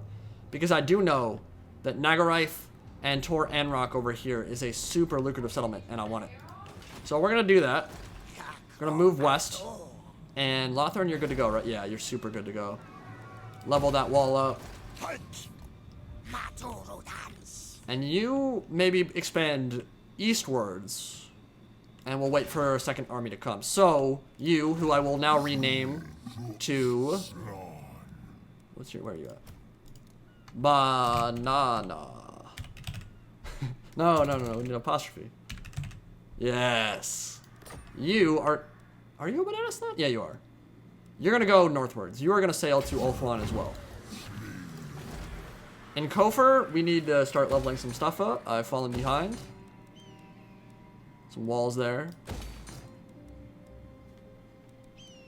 Could also level that up. Things are shaping up very nicely, my friends. Very nicely indeed.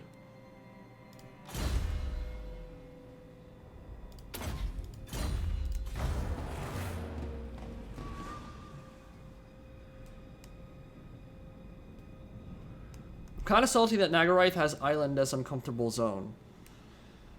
Yeah, I mean, so that's part of the thing with creating these sub-factions is that they need ways to differentiate. Oh, here we go. They're coming in from the east.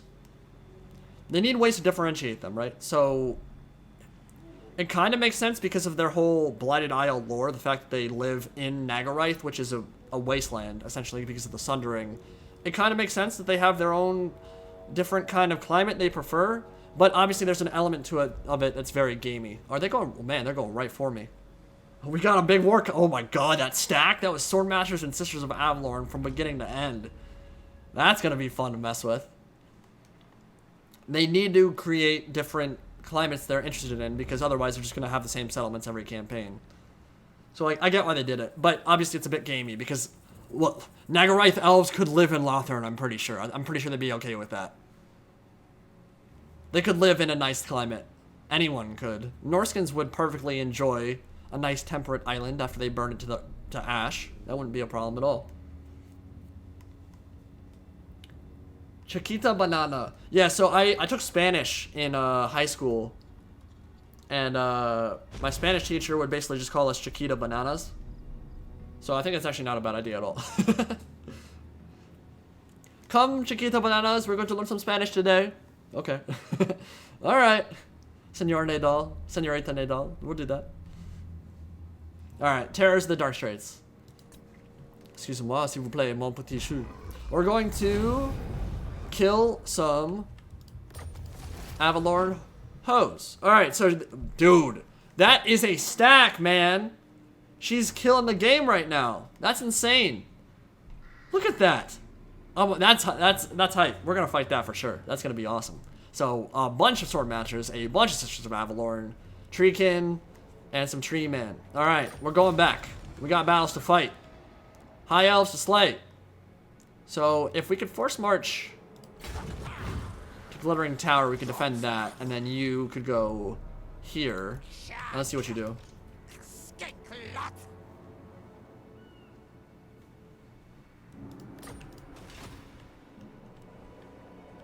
Alright. So this is an army that's very good for countering this. It's scary though, because 3 or 4 sisters focus firing on Sarah or one of my Segadons. I mean, they'll die almost immediately. Look at these armies. Wow. Nice, AI, you're doing it. The dream is real. You're actually like forging a real army. That's kind of scary. We might lose some stuff. Alright, you need to get some Ancient Sallies immediately, and maybe send you there as well. Oh, that's 3 turns. We'll go crash scores then. Perfect. You? We'll get a couple more. Yeah, that'll work. Okay. Plain of Tuskers. Alright, we're gonna save our money for the armies, and you Chiquita Banana, if I can rename it. I don't know if that'll even work. Yeah, it will.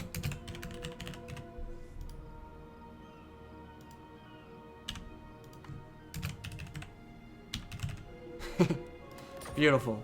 Alright. Force march north. Get there. They need your help.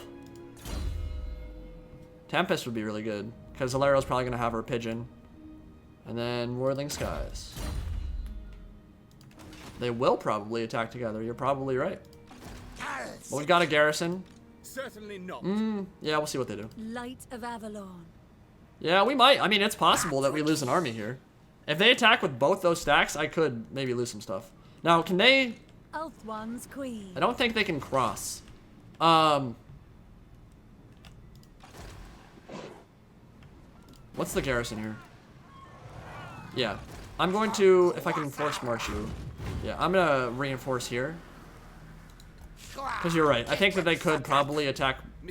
No, he couldn't make it there unless he's force marched. Oh, no, but then he'd be able to reinforce anyway. Yeah, we'll do that. We'll do that. Be a bit safer so we don't lose like a full stack. That could be bad. And let's end the turn and see what they do. Oh, I totally popped it off with the High Elves, dude. I invaded their homeland. They have every right to be pissed with me. They have every single right. He's gonna go around, isn't he? Yeah, okay. So he's gonna go to Tower of Lycian, which is fine. You can force march back next turn. Dude, those are gold chevrons. Those are gold chev dragons. Yeah, that's a little bit messed up. Taking the Vol's Anvil a bit too seriously. Role-playing with some dragons. Now, Alario's probably going to retreat, would be my guess. And we can maybe go after her with 1 stack and then send the other back to Tower of Lycian. Oh, hello. Alright, guys. Yeah, take that settlement. That doesn't matter to me at all. Cool. So, they're going to take that back, which is fine. What we'll do is we'll garrison in Lothern and Glittering Tower, and then just wait, and they'll separate? Probably. And then once they do, we'll kill them.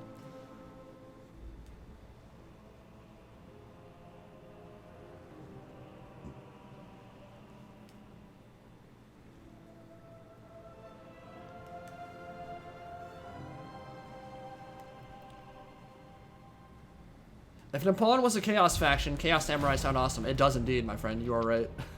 Do you think they would be undivided, follow one of the Dark Brothers, or a unique Chaos God? Honestly, I never got into the Malao lore. I don't feel like... Personally, I don't have any investment in that whatsoever. So I think when you talk Chaos Gods, you're always talking Slaanesh, Tzeentch, Khorne, and Nurgle. Well, I mean, Undivided is kind of worshipping all 4 gods, right? Like, Undivided isn't like ignore the Chaos gods. It's treating it all as part of a full pantheon and venerating them in equal measure. So, a Nipponese samurai clan? I think it would probably depend on the clan, right? Like, some of them would be all Khornate, some of them would be all Slaneshi. But for the most part, I'd say probably Undivided would be my guess.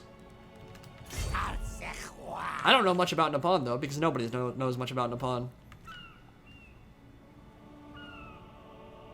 They are not a faction with a whole lot of lore. Dawn's hope. Dawn's hope. Hilarial the Everqueen. I'm gonna kill her.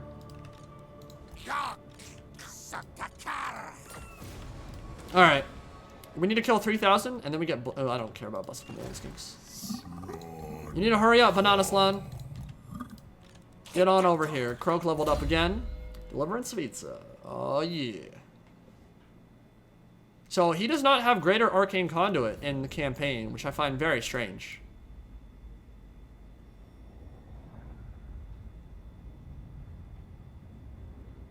He does have it in multiplayer, though. Which is a weird design decision, because basically in multiplayer is where you want to balance things and make it not just, like, busted. In campaign, you can kind of get away with things being a little bit more overpowered, which is why Ikiclaw can nuke settlements into oblivion. But then you look at Kroak, and he doesn't have the Winds of Magic pool thing that he has in multiplayer. It seems like a weird design decision there. Alright, so Banana Slan, close by. They are about to go after the Ritual of Deliberation. I don't want them to finish that. Trade agreement still making me some money. And you. Continue forging an army. So now our income is starting to drop pretty tremendously, but we've gotten so much of our faction built up that I think we're fine. Yeah, you're ready to go. So you could probably go as well, and then we'll have like a half stack kind of patrolling, and then one of them can come back if necessary. All right. See what's going on. So who are going to be the new factions? If you're talking about Warhammer 3, it's Chaos Dwarfs, Ogres, Demons, and maybe Kislev would be my guess on launch day. No! I do have to laugh, though. There's nothing wrong with not knowing everything about what's going on with Warhammer 2 or Warhammer 3. Again, I kind of do this for a living, so like I'm pretty well attuned to what's going on. No idea what's going on behind the scenes, but like just looking at army books, you can kind of have a good idea of how things are going to shape out. But it is funny to me, there are always like a couple people who have not been following the news at all, and then they make like a very, very bold claim, like they know what they're talking about, even though they don't. They're like, Warhammer 3 is not even going to be a game, dude.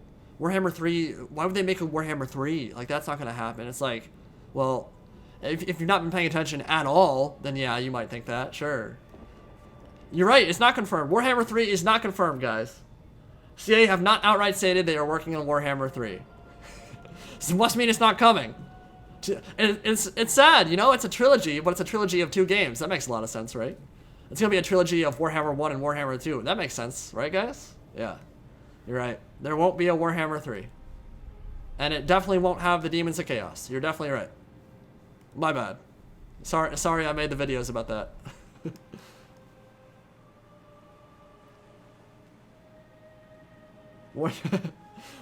Warhammer 3, yeah. Warhammer 3 is basically set on a planet that's flat. There's no globe whatsoever. It's literally just completely flat. At the end of the world, it's just a big waterfall and you go flying off it. And you can never make it to end by going west. Alright, we're going to, in Glittering Tower, build this up. Because we want that as high as possible. See, they're already separated. Uplink established. Very nice. Alright, you can probably go deal with that dragon army, can't you? Unwise. It's gonna hurt. Man, that's a powerful army, dude. Do I wanna kill that with 1 stack? Can I? Ridiculous. Dude, I might actually lose that. I could actually lose that fight in a 1v1. Why do you guys want Warhammer 3 before Medieval 3? Because it's part of a trilogy that, like, if you keep delaying it, people aren't going to care anymore. So from a business perspective, They have to finish the trilogy because that's what it was advertised from the beginning. So I 100% want a Medieval 3, and 100% it's going to happen at some point. But it's not going to come before Warhammer 3 because it's already been a year and a half between Game 2 and Game 3. And if you're letting 3 years pass between sequels, people will stop caring and they will not invest in the trilogy anymore. You need to strike while the iron's hot, essentially. And that's simply from a business perspective. Like, that's not my opinion. That's just cold hard fact. Like, you can't have massive, massive delays between games. People will lose interest. Alright, we are going to have TikTaq'To sally out. And we're going to try to force a battle here. What we're going to do, actually, is try to ambush them. We need 25% to ambush, I believe. We're going to see if we can catch them off guard. And we're going to do the same here. And I think he has a good ambush chance, too.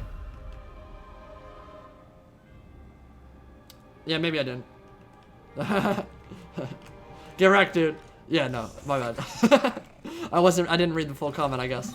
But there are people that think that, dude. Like 100%. I've seen that comment a million times.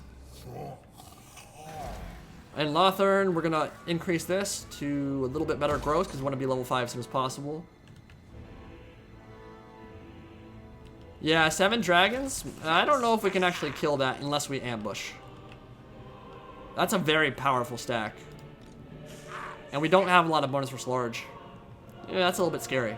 We'll see. Well, we've got another stack coming in. Al-Hike, Martek, Aliad, all looking good. Probably need to increase some of this, but don't have the money for it right now. And you, continue your northward journey, my friend. Reprodactyls. Yeah, that, our income. Just one army. It's just sucking the life out of our income, man. Dude, seriously, Medieval 3 would be dope. I gotta say, though, the Medieval Kingdoms mod is a nice little itch to scratch there. I thought he was gonna walk through.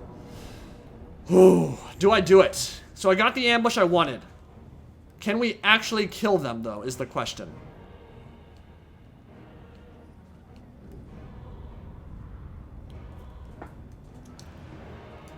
That is a really scary stack, and that's not...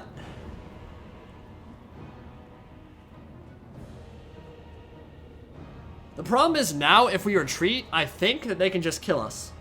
Like, they'll just attack, and then I won't get the benefit of the ambush at all.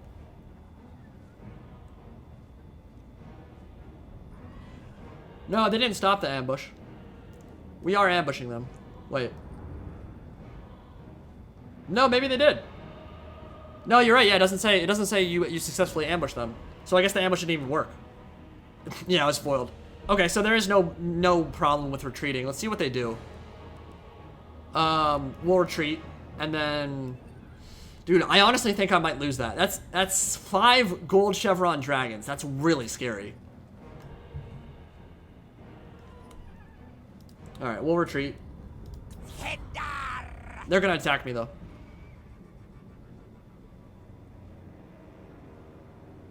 All right, it's possible mistakes were made. Because I was banking on the ambush, and I think they get a leadership penalty if you do that. But you know what? This is the kind of battles you guys want to see anyway. Well, I don't know about you if you want to see 5 dragon spam, but you like seeing battles that aren't obvious that I'm gonna win. So let's try it out, man. Saurus are gonna have a bad time. Yeah, and moon dragons too. Jesus, it's definitely possible to win it, but I don't have Temple Guard. I don't have Carnosaurs. I don't have, it's just single entity spam. They could very well win this fight. Definitely possible, but definitely losable. Well, I have no option now. I have to fight it because they attacked me second time. There's no retreating. You know what? I don't know if he's mounted up on a dragon. I don't think he is. I think he's mounted on a horse because I would have seen it on the campaign map. But even just like the 2 Lord Masters of Hoeth are kind of an issue. Like, I don't have great ways to finish them off quickly. Checkars did get his Carnosaur, though. He's not immortal. I could lose Checkars here after all that. Alright, so we have 1 Carno. He's going to have to do so much work this battle, and if they goon him up, I'm going to be in such big trouble.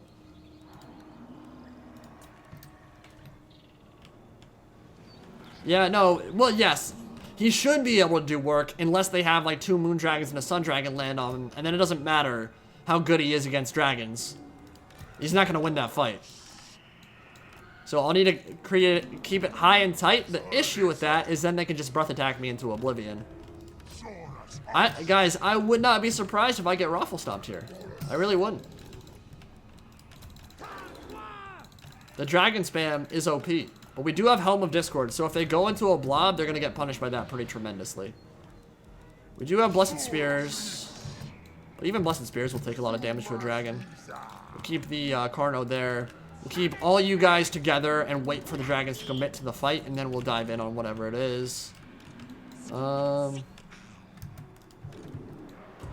there. Saurus there. We do have a Stego that we'll keep in the middle of the fight too. And we can summon Manticores with him. Alright. Kroxigors. They're going to be a big part of this fight. They're going to basically need to use their mass to tie up the dragons and prevent them from escaping. So that will be my pocket. We'll have the Cav in the back. And they will work in tandem with the Flyers. And hopefully that will be enough to win this one. Yeah, we could camp in the forest. You are right. You are right. We might do that. I saw a Legend Total War stream the other day, and like in every battle he was fighting, he was corner camping, and I was like, okay, that's interesting. But here it might be the right call. Let's just corner camp the corner camp and forest camp the dragons. All right. Let's take a look at our guys here. We do have the Colossadon Hunters, and they do have a bonus for large and really good AP. So next to Mr. PD Pablo, they might be able to do some serious work.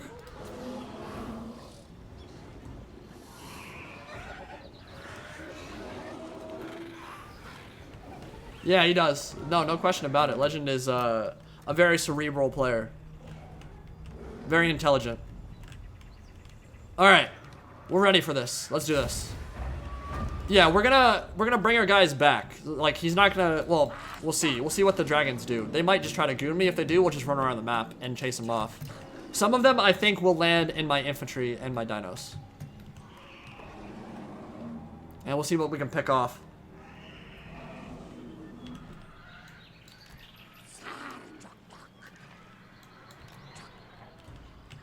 The hell was that? Ooh, that's a nice little pattern. Yeah, it looks like a Rembrandt or something. Gorgeous artwork here in the cave. Oh yes, it's beautiful. Looks like a Jackson Pollock in here, man. Looking like a Jackson Pollock up in here. All right. Cavalry is in the front, which we don't really want. What I need you guys to do, Sun Dragons and Moon Dragons, is just completely suicide yourself immediately. How does that sound? Sound good? They're being all stealthy and stuff.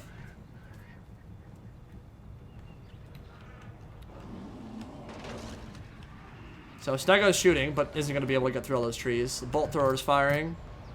That should not do a whole lot of damage, to be honest. Keep the cab back. How close am I to the white line? Come on, come on. Dude, I can't even move my stuff back here. Hey, dumbass, if you get closer, I'm gonna murder you with my Carno. Oh, here come all the breath attacks. Ah! That did not a whole lot of damage. Alright, well, if we can just kill him immediately, I'll do that. Here come the Dragon Princes. Okay, let's go. Oh, God. The Goon Squad is gonna be so real. You know what? We can catch that dragon out of position. Get in there, get in there, get in there. Get in there. Oh. Alright, now you turn around. Oh my god. What is even happening right now?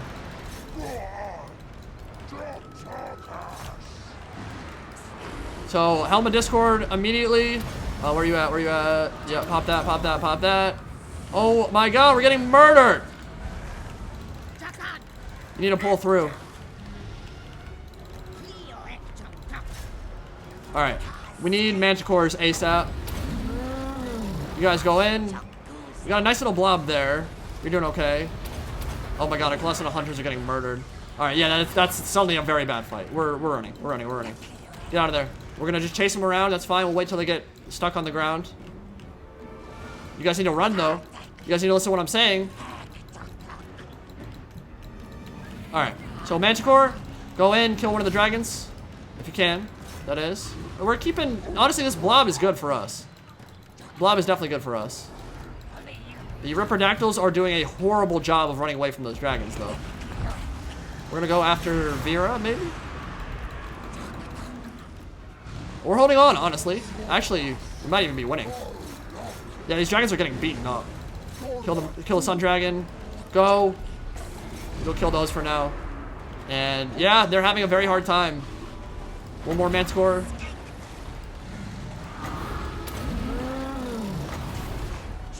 We will plop that down over there. Kill some dragons. You know what? My Carnosaur is kicking ass, man. Doing great for me. Alright, now we can kill the Phoenix.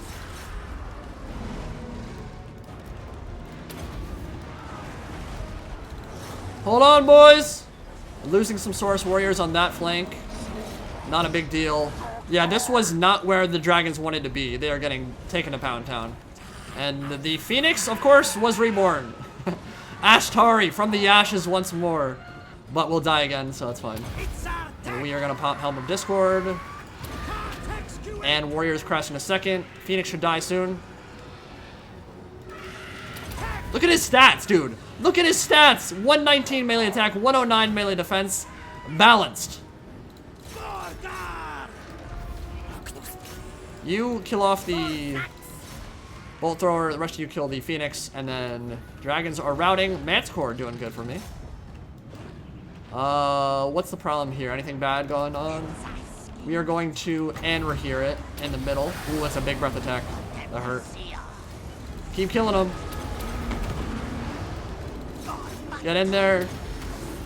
Flock of Doom will do nothing for us, but we can give you Pan's Impenetrable Pelt. Alright, Phoenix is gone. It'll actually probably come back, but I'm not going to chase it across the map. Alright. Well, that was... Camping in the forest worked pretty well. That worked pretty well. We're going to chase them down, because I do not want them coming back here. So we're going to double fast forward it, and... was not quite as epic as I wanted it to be, because we were camping in the forest, and getting closest to that is impossible. But ultimately, that was a battle we needed to win, so I'll take it.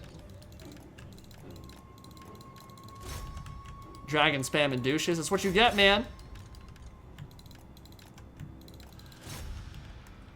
Don't know if there's any characters I'll be able to kill off. Yeah, that's pretty much it. Kill me some Phoenix God. It's a bloodbath in there. By the way, Blood Pack for 3 Kingdoms. They need to make that a 100% a priority going forward. We know they're going to do Blood Packs again in the future. Warhammer 3, Medieval 3, whatever game you make next, Blood Pack needs to have a slider. It's 100% the best feature they've ever added in it. Like, it needs to give players control over how much blood is on the models, because it is dumb. It is straight up stupid to, like, just see a beautiful model like this one covered head to toe in ketchup. It's not a good look. It's just not. So, give us a slider, let us control that. Thank you for doing that in 3 Kingdoms. Do it in the future too, please.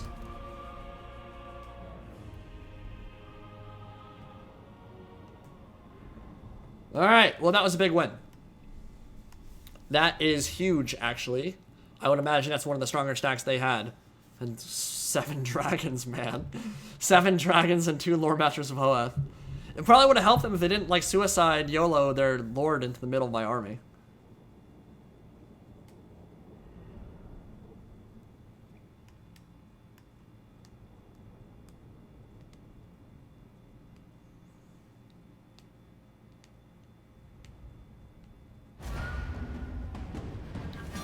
So, unit replenishment here are going to be much more important than the money, I think.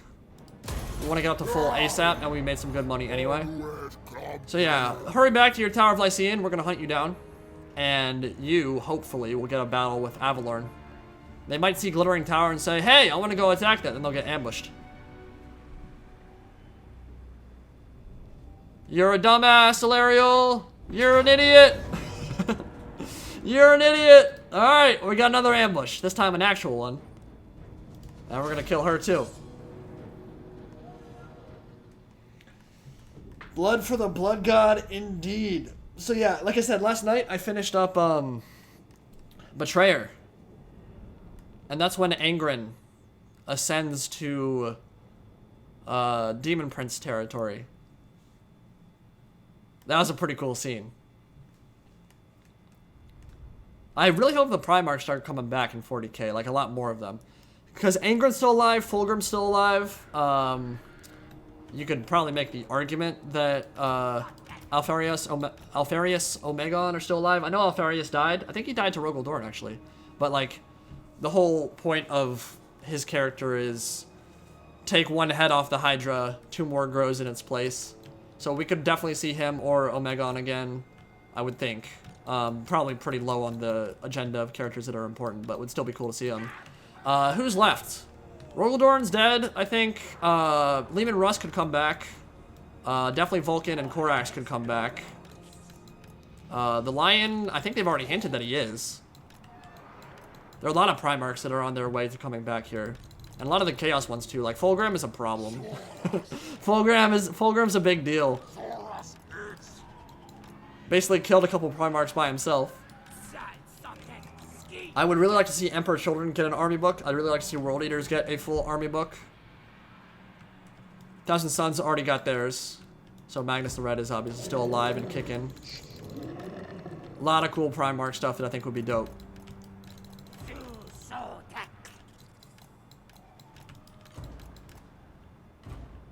Does Dorn live? Does he? I was pretty sure he died. Well, maybe it's one of those, like, unconfirmed deaths. Like, everyone thinks he's dead, but really he just comes back later on because he's a Primarch, and Primarchs have Mary Sue armor. Alright, Kroak is going to get to unleash his stuff here, and that could be really fun because it's an ambush, and they're going to get really blobbed up. So what we want to do, I think, is get the Stegodons in ASAP so that the sisters don't have time to fire. These guys can probably go in the back here. The Flyers, yeah, oh my god. Oh my god, the Ripperdactyls are going to have so much fun this battle.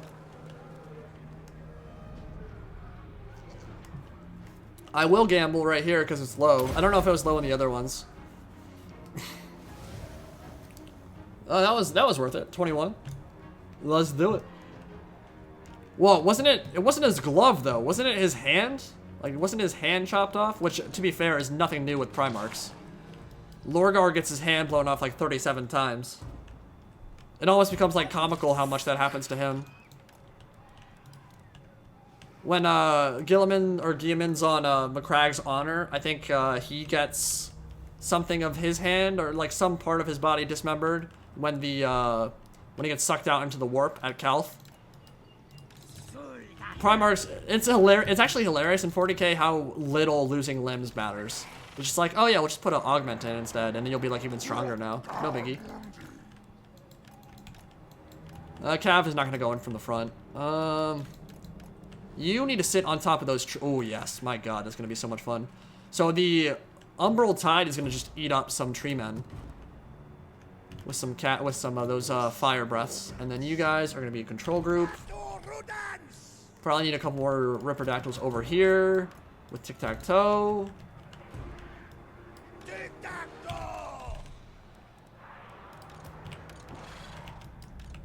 You guys out on that flank.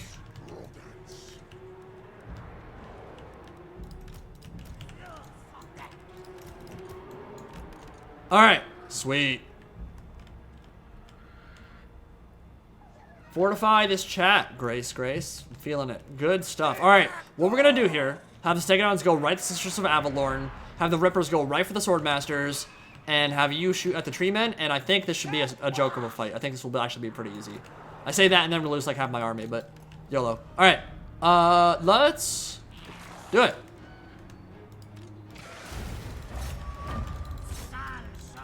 Gotta go though, gotta go ASAP so that we don't get like smashed by those sisters.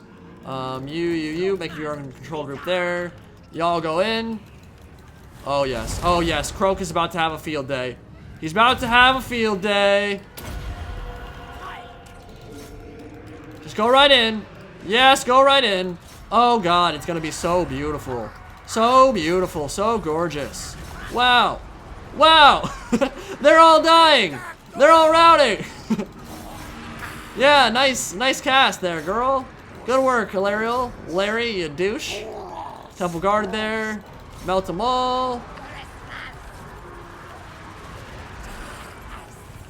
We're definitely gonna take some damage here, but oh yeah, word save, right here. Yeah, just a casual 44% word save. You need to move up though. Move around behind. We can ignore her. Dude, we are doing so much damage. Holy crap, I love it. And the tree man is going to die in like that volley. He's actually dead. That is so good. That is so good. So that's down, and we are going to deliver pizza one more time. And we have this round off. Run them down. It's hilarious to watch an army that's this good just get melted this easily. Oh. Oh. TikTaq'To with the gorgeous, the incredible tacticianship. And an entire army will melt under this assault.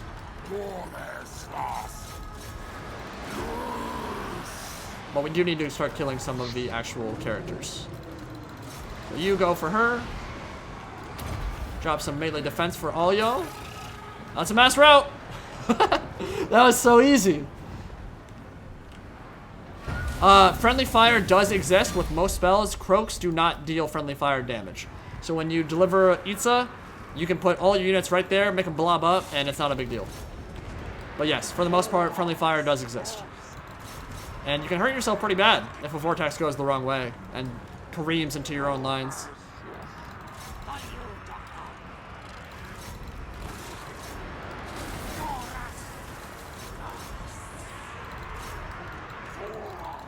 All right, good stuff, boys.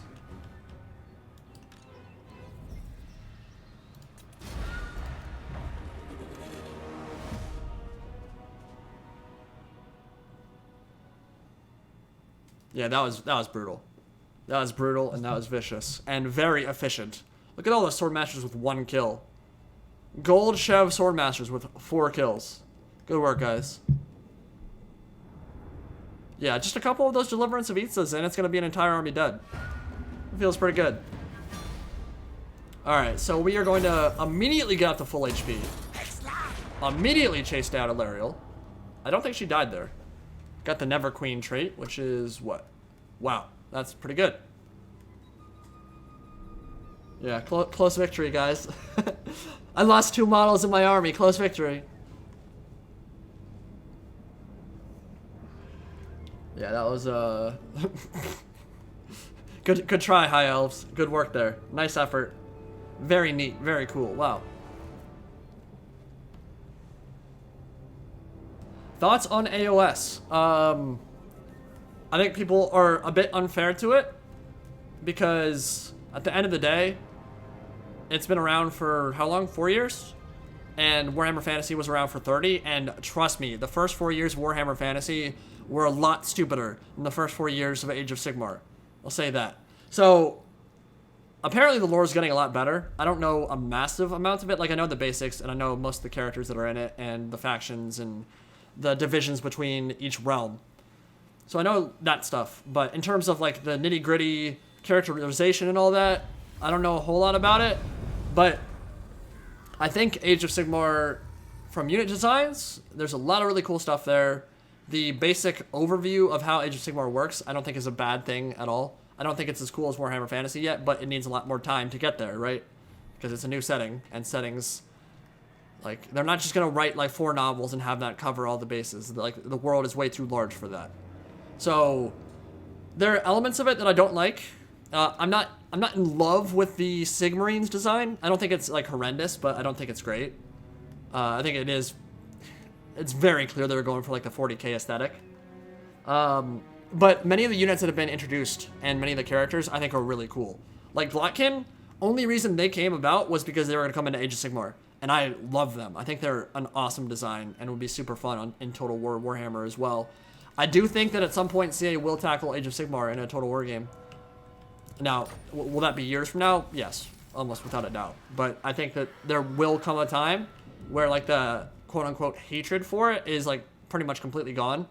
And I think CA will probably choose that time to tackle it, because I think that it would also be a good I was gonna say it's gonna be a good 40k game. I guess it would be a good 40k game too. But I think it'd be a good setting for a Total War game. Well after Warhammer Fantasy is done, and after they've done the trilogy and all that stuff is completely fleshed out with all the characters, all that stuff. So like, I'm talking way down the road. Alright, TikTaq'To leveled up. But there's definitely a lot of it that was like hurried and rushed that like will only take time to amend. So I can see why people were not happy with it when it was first introduced. Alright, I'm not ready to fight that yet, so we're gonna just continue siege there. See if they sally out at any point. See if any other army comes marching out of Port Elistar. And you can move to Karnthel. And you can finish off that army. Very nice.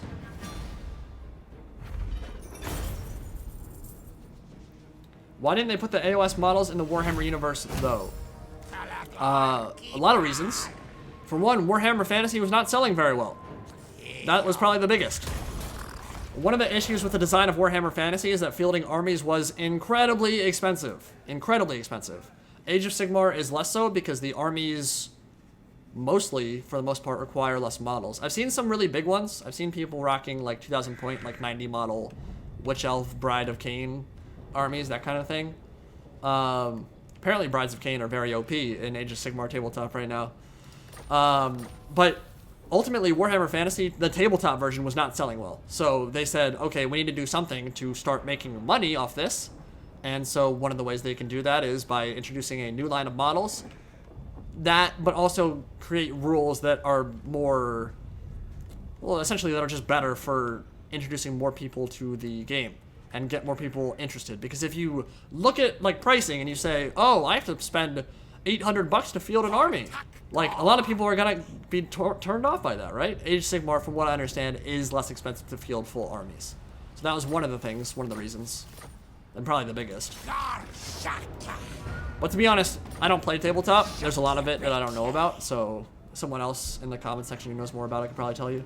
I do not. I do not play tabletop. I think there are way too many barriers of entry for it. One, even with Age of Sigmar, it's still very expensive. That's one. Two, you need to be either a good painter or you need to let someone do it for you, and that adds even more price on top of it, because if you want to commission an entire army to get painted, that'll take forever, and it's also very expensive to do so, to get it done to a high quality. And if I painted myself, I would make them look like child's toys. Like, they would be horrendous, and then it defeats the purpose. Like, why would I want to buy a huge, beautiful Seraphon army and then, like, butcher it with a horrible paint job? No, thank you. And then there's the whole, like, let's be honest, there are some very antisocial, awkward people who play it. Now, a lot of them aren't, which I think is awesome. Like, I've seen a couple places around my place that, like, the people seem normal. They're not, like, sweaty 800-pound neckbeards. Like, that's great. As long as you can hold a conversation, I don't really care if as long as you don't, like, smell horrendous and you can hold a conversation, I'd be down to play with you. Like, that's cool. But when it's like that, and it's the pricing, and you're, like, super awkward, and then it's like, I don't know if I would, like, want to play a game with you. And then there are the people that are, like, hyper competitive, like, super competitive, and just, like, they don't bring fluffy lists ever. They just want to crush you into the ground, and it's like, okay, I don't really want to play that way. I've never played even, like, Total War that way, unless it's, like, a tournament. Like, let's relax. And then it's just finding a spot in the first place. Like, you have to find someone around your area that will want to play with you on a regular basis that you like, and that's not the easiest thing in the world. So I feel like there's just a million barriers of entry that make it harder to get into. I think on the surface, a tabletop would be a lot of fun to play. It's just, like, how much do you have to do to get to that point? And it's a lot. It's a huge time investment. I don't think I'd be able to do it and, like, be able to do my job and still have, like, a normal social life outside of all that. I think that'd be a lot of work. Now, Turin does... What's up? Check your phone in a bit. Okay, cool. Are you coming with us for dinner? To Top Golf? For dinner. What are you doing for dinner? We're going out to dinner with your mom and Fee and Mimi. Yeah, Shannon's not doing that, correct? Yeah. She's not doing it?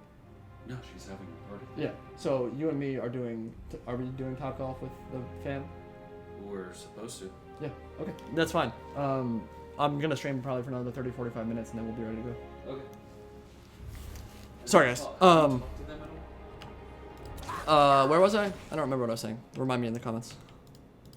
There's just a lot of barriers of entry to tabletop that make it hard to get into. Was basically what my ultimate point was. Alright. On this time skill point, we're gonna go Ancient Stegadon. There we go. And we're gonna end our turn and see what they do.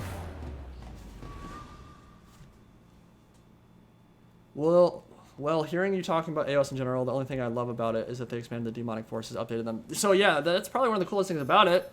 Like, there are a ton of awesome units that got added. A lot of really cool ones. Demons got a ton of lovin'. Warriors of Chaos got a ton of lovin'. What else? Like, personally, I think Haradron Overlords and the Inet Thiepkin are super cool. And there are a lot of really cool units that kind of got added into the mix that I think would be sweet in a Warhammer Fantasy game or in an Age of Sigmar game. And it's gonna happen at some point, you know it. Like, they're pushing the Warhammer Fantasy stuff hard right now for whatever reason. But as soon as Age of Sigmar becomes a bit more popular and the rage against it kind of dies down a bit more, which to be honest, it pretty much has at this point. Like, people kind of meme it a bit and play it up a bit like everyone hates Age of Sigmar. No, they don't. Like, it's selling pretty well on the tabletop from what I understand. Once that's all died down a bit, then yeah, Age of Sigmar games will start coming out. In fact, I think there's a card game that's coming out soon anyway. Or it might already be out. I think Italian and some other guys play it.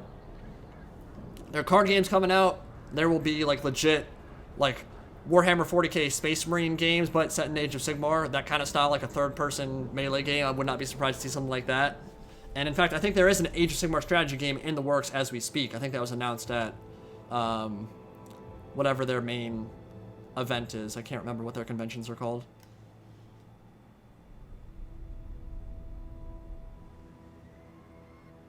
I was talking about Turin? Maybe I was probably talking about... Oh yeah, I was talking about Italian and Turin do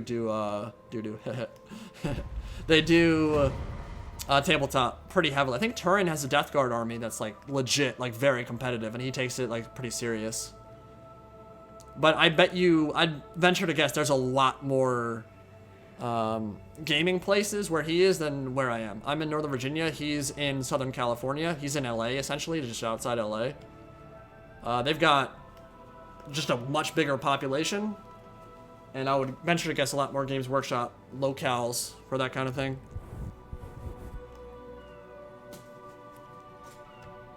If someone donated their army to me, I'd probably try playing it. Alright, we're gonna move you and towards Karn Fell. That's a good stack too, dang.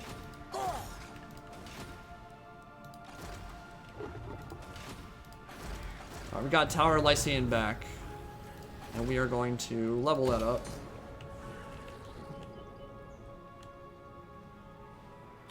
This has been a very, very good campaign part. We have gotten a lot done.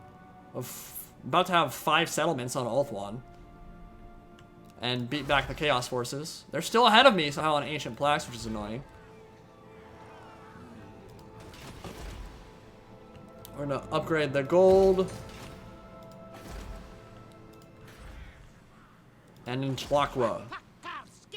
Skinks! Do I need to do anything with this army right now, or do I just kind of let you sit? See, I feel like I would kind of like to be able to expand more southwards. I think that would be pretty nice.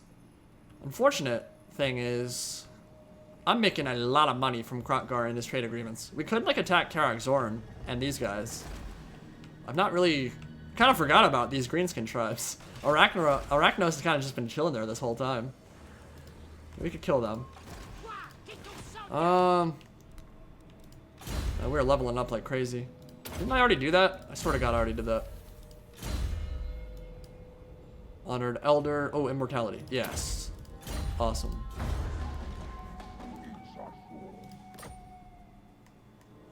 So I don't know if we need to send him northwards. I think 3 stacks is probably enough. I'll probably keep him behind, and he could probably go attack Arachnos tribe to the east. Finish them up. Oh, am I gonna get double? Am I gonna get attacked by 2 stacks here? Or just 1? Okay. Yes, this is a fun battle. This is absolutely worth fighting. Let's fight this. 3 essential mods of Total War Warhammer 2. I don't think any mod is essential. Like, this is unmodded, honestly. We don't have a single mod active right now, just for compatibility's sake. The annoying thing for me is anytime I want to start a campaign, the ones that are going to generate the most traffic are when a new Lord comes out. And I get it early access, and I can't use mods because none of them are updated. So I always start the campaigns unmodded, and you can't really add mods afterwards. So I don't actually do many modded campaigns on this game anyway.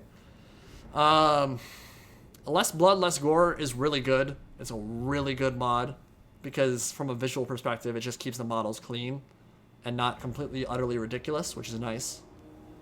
I use that a lot. I use alternative lighting a lot.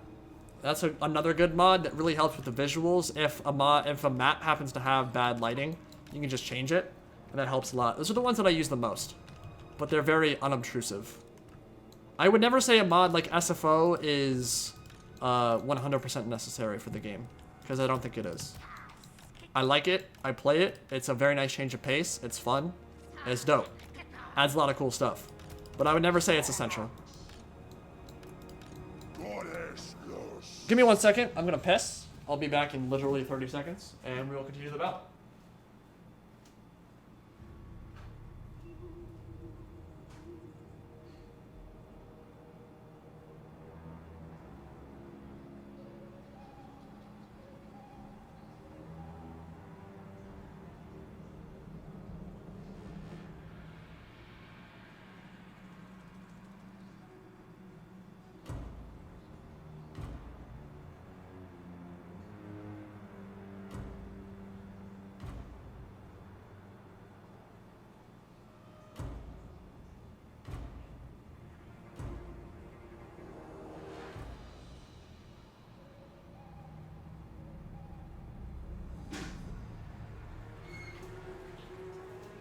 I lied.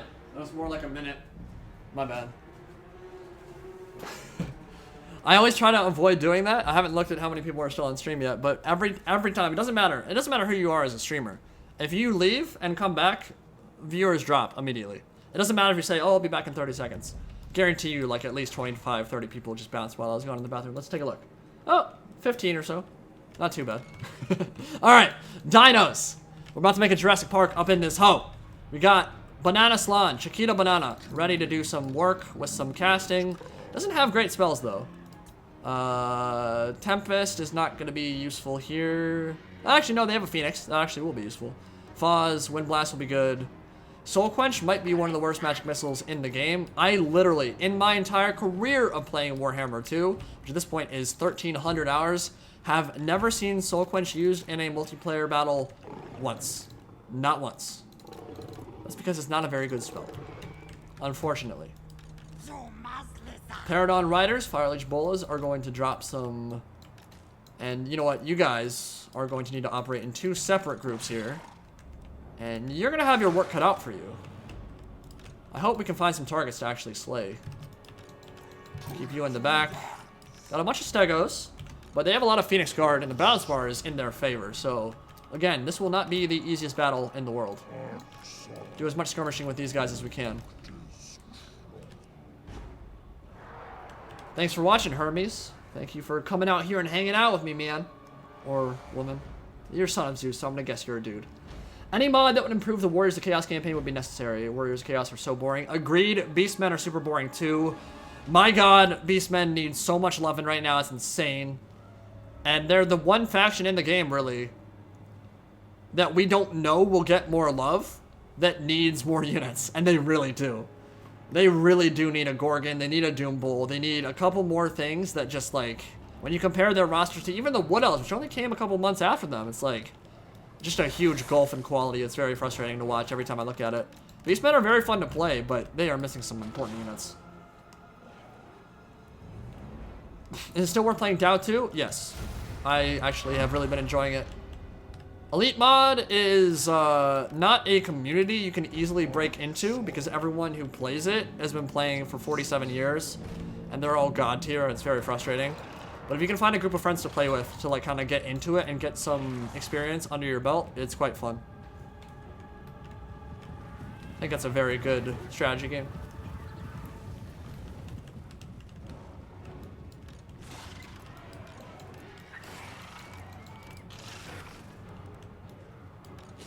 How to maximize post-battle captives? I would guess running down enemies would get you more, but other than that, not really. I don't know if you're asking me or telling me. Alright, so we're gonna want to Tempest the Sun Dragon and the Flame Spire if we can. Here they come. They have a lot of Lothern Seaguard. Is that a Flames of the Phoenix? No, it's a Penumbral Pendulum. Nice cast, idiot! Alright, come on. They're gonna have immune to fire, so these guys will actually do no damage. Sun Dragons do not have that, though, so we could hurt them with this. I think we might just need to end up retreating them behind our lines, though.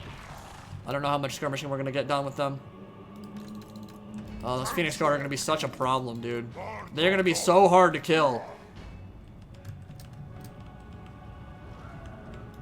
Alright, we need to just go. I think we just need to push up right now. Oh, where did what? I did not notice those guys. It's not gonna matter. They're gonna die horribly, but... Okay, yeah, sure. I'm fine with that. like, okay. We'll just get a complete surround off there and murder you.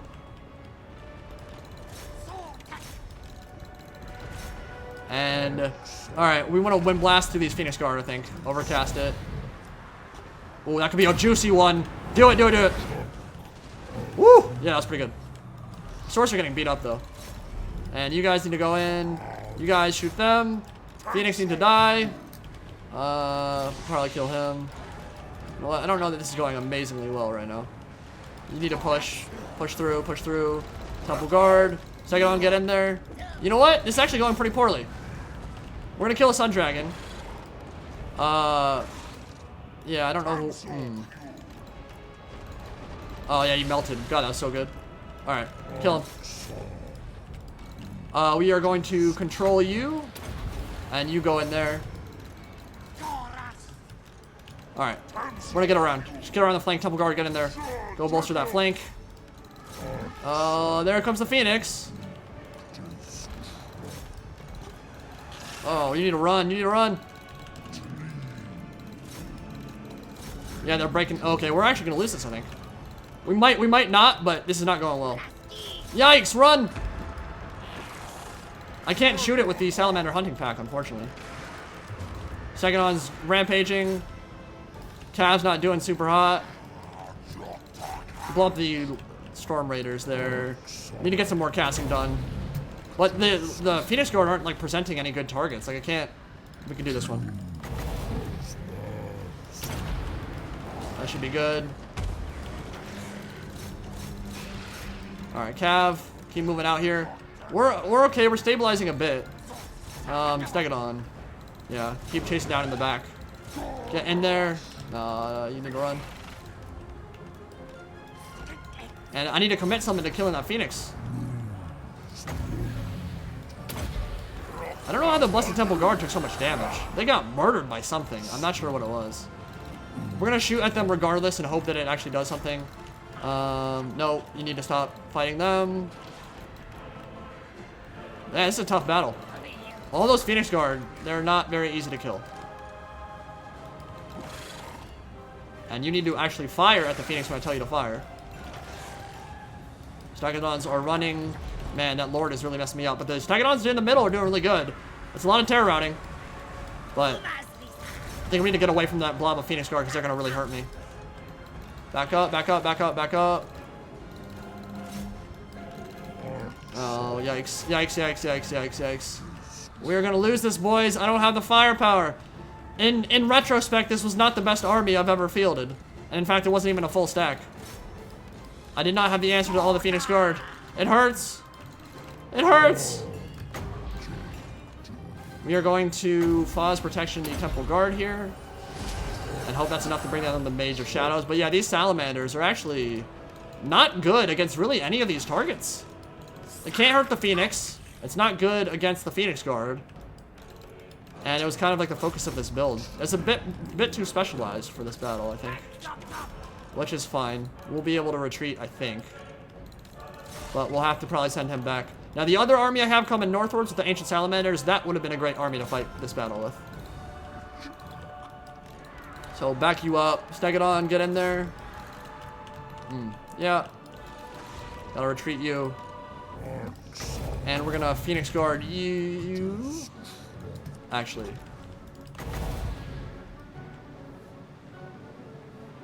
Calling that right there.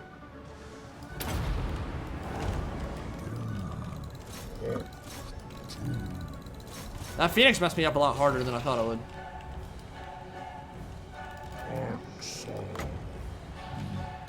Yeah, we got pooped on. Too much Phoenix Guard for me to deal with. Let's pull back.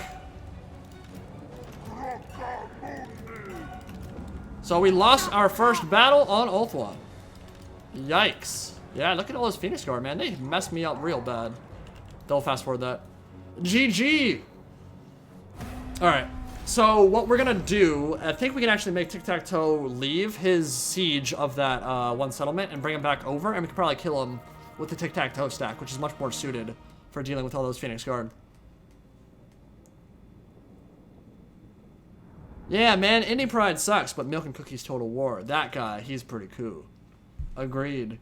These, God, these Salamanders did absolutely nothing for me. They killed the Sun Dragon, that was pretty much it. They were not great. And Stegodon's actually, I mean, you would kind of expect when they're fighting a bunch of Phoenix Guard, probably not going to do that well. Especially when they're feral and they rampage all the time. I didn't realize that was Tyrion's army. No wonder Tyrion was beating the crap out of me. He might have sunfanged a couple of my things without me noticing. Alright, so that army is hurt, but I think we can retreat, right? He stole the Scroll of Black Horror. No, he might not. Oh god, he's dead. Oh no, he's dead! Chiquita Banana, no! Oh god. I can't win that fight. Not even close. Dude, we just lost our Slan. I'm kind of sad. Get wrecked, dude. Alright, so we lost a stack, that's fine. We have another one coming across the straits right now. Tyrion got beat up, and now TikTaq'To will just go hunt him down. No, Chiquita Banana, no! How could this happen to me?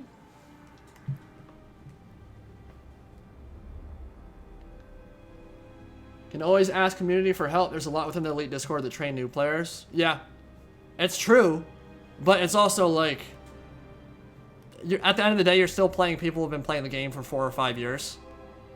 I don't care how much time, effort, and energy you put into it, like, you're not going to be able to compete with that for a long, long-ass time. So that's why we've mostly kept it. We've started branching out a bit and playing with some of the better people, but, like, none of the, like, the top tier. Well, actually, we did. Auguxus is my friend. I play Vermintide with him, and he is one of the best Dow 2 Elite players. Maybe not, like, the best, but certainly in, like, the upper echelon. That's been playing for a really long time. And he played some games with us, and as you would imagine, anyone who was on his team ended up stomping everyone else. So yeah, it's just a big learning curve in Dow 2 Elite mod. As it is with Total War, man. Like, when some of these new players jump into this community for the first time and play multiplayer for the first time, like, it's pretty rough. You're playing against people who've been playing competitively for like 5-6 years. It's not an easy game to get into. No, Chiquita Banana, no! How could this happen? Alright, so this army is much better. And this one would have honestly smashed the army I just fought. But we are going to get rid of this siege. I'm going to break it off. How do I... No. Break siege. We'll go back to that when we can. And we're going to hunt down Tyrion. You effing douche. Silly Macto indeed. Alright, so Tyrion, vengeance came swiftly for him. He's out of the fight now. And we can probably push on Karnthel. Should I though? What's the garrison? Level 3. Yeah, okay.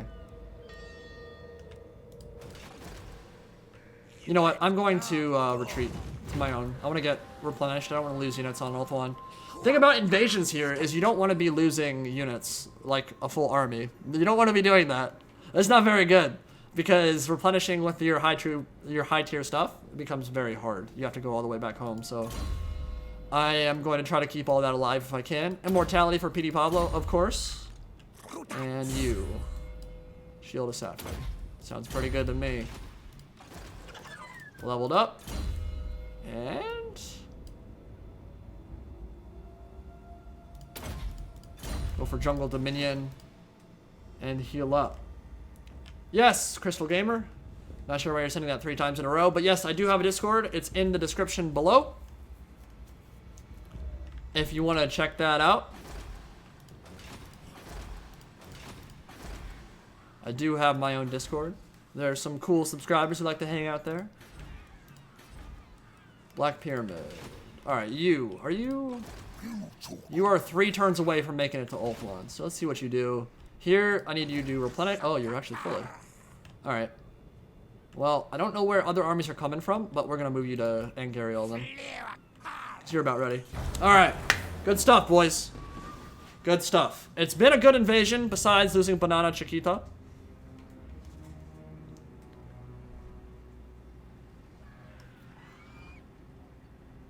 Ben Loretta, dude, you have no idea how much knowledge you gave me from multiplayer gameplay. Thank you, man. I'm glad I was helpful. I really appreciate that. I typically don't go for like the pure guides. I typically like to add more of a cinematic flair to them. And so like I try to like just roll it into the normal battles. But I think when Warhammer 3 comes out, it's gonna have such a big audience. I think it would make a lot of sense if I tackled some like basic tutorials there to get people into it. Although, I guess the question is, Warhammer 2 sold worse than Warhammer 1. Significantly worse. In fact, I think it's like... I want to say there's like 40 or 50,000... I think there are like 40,000 owners less on Steam than there are for Warhammer 1. Which is significant. So I'm wondering if Game 3 maybe won't sell incredibly well, simply because it doesn't have those like classic fantasy battle races. Or fantasy for anything, really. Like, you think of Game 1's lineup, it has dwarfs, it has orcs, it has humans.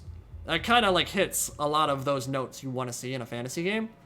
For Warhammer fans, Game 3 is going to be amazing because it's a lot of factions we've never seen before. Like Ogre Kingdoms, Chaos Dwarfs. Who would have ever guessed those would have a huge role to play in a legit RTS? A high budget one. I would have never guessed that. But will they appeal to like a less invested crowd? I don't know. It'll be interesting. I'll be very curious to see the sales figures once it comes out. But then again, it'll also be riding on the coattails of Three Kingdoms, which is one of the best-selling Total War games ever. So it might introduce a lot of new people to the series too.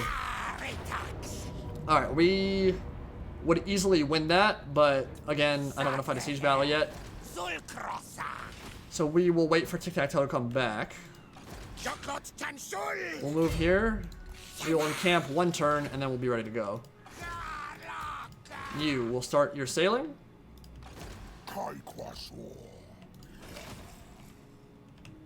Is this SFO? No, it is vanilla. Which faction would I play first in Warhammer 3? That is a good question. I think it depends very heavily on whether there will be god factions on launch or not. And I do not know the answer to that question. So if there was like a Slanesh faction, like a Nakari campaign would be really fun.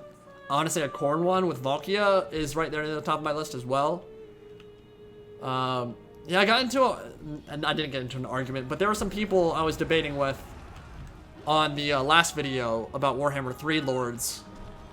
They were talking about, like, they want Kabanda, and they want Skarbrand, and they want, like, a bunch of Bloodthirsters, and I was just saying, like, well, if they do a Khorne faction that combines Chosen and Warriors of Chaos with the demons of Khorne, so you have Khorne Chosen, Khorne Warriors of Chaos, and, like, Bloodletters, Bloodthirsters, all that kind of stuff, then you would have, naturally, on launch, you'd have 1 Mortal Lord and 1 Demon Lord.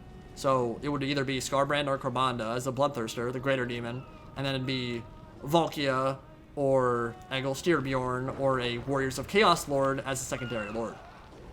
But people were saying like, oh yeah, I want Commander and I want Scarbrand. I'm like, they're the same character, dude.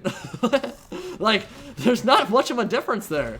It's a big angry dude with wings who hates everybody, and it's a Bloodthirster. They're gonna look similar. They're gonna play similar. Like, I don't mind having both, but they're not gonna be the 2 starting lords. You don't need 2 Bloodthirsters as the 2 starting lords. You need to, like, show off the mortals, too. So then, again, it'd be like Kugath and Festus. It wouldn't be Kugath and Bubalos, like another... Bubalos, another, like, Great or Unclean one. That's not gonna happen. They're not gonna do 2 Great Unclean ones as starting lords. They're not gonna do Kairos Fateweaver and Sartorial as the 2 starting lords for Tzeentch. If there's a Tzeentch faction that combines demons and warriors, they need a Warriors of Chaos Lord and a Demon Lord.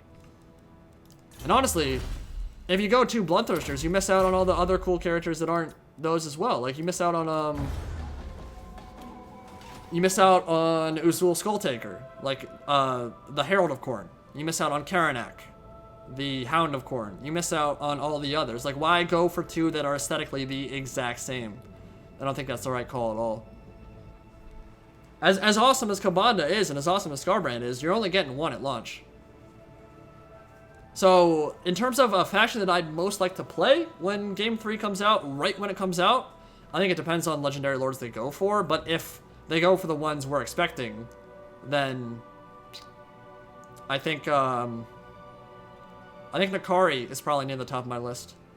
But ultimately, a lot of it comes down to mechanics, right? And we're not going to know those until way closer to launch. So Slaanesh, I think, is going to be really fun. They are a really interesting faction, not just from a lore perspective, but gameplay. They're pretty amazing. It's just like super glass cannon-y, incredibly fast. Everything is movement 10 on tabletop, which translates to like 95 plus speed in-game. You've seen like chariots, Hellflayers of Slaanesh moving at like 105 speed or 100 speed. Keepers of Secrets run around at like 90 as a single entity. Probably not, because it might look a little bit janky, but I mean, their stuff's going to be so fast and hit so hard and have so much armor piercing, immune to psych, but they're going to be squishy as hell. Which, I like those kind of factions, because they're really fun to micro.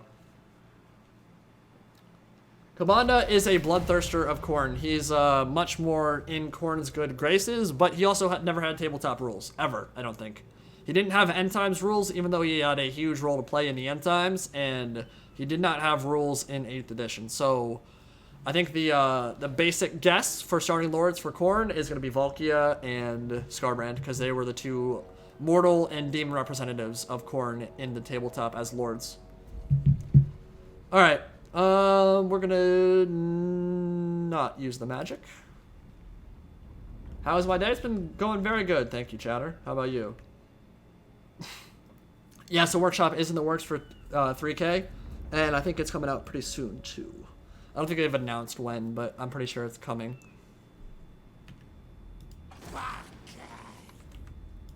Alright, so TikTaq'To is ready to go. We're going to move him over here. He might be in reinforcement range. He's not. Wow, really? Am I in forced march? No. Well, that will fix that problem then.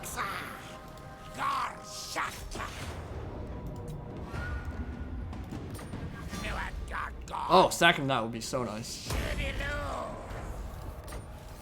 We rich, boys? Alright, he is 2 turns from landing. Murder Jesus. Who's that? Is that Age of Sigmar? Is that Sigmar himself? Or Volton? Sigmar or Volton, I would assume, is who that is. Wow, we are so rich. Holy crap. We're gonna save. Do you think they are going to make a scripted campaign? They might do an End Times campaign at some point. I don't think that Game 3 will be End Times specifically. I think it'll be more like lightning in a bottle snapshot of Warhammer Fantasy, just like Game 1 and Game 2 have been. I do want them to tackle End Times, though, because I think that it has too many cool characters and units to forgo. So I think that you could do that and then just have it so you don't blow up the world, and then you'd be in good shape.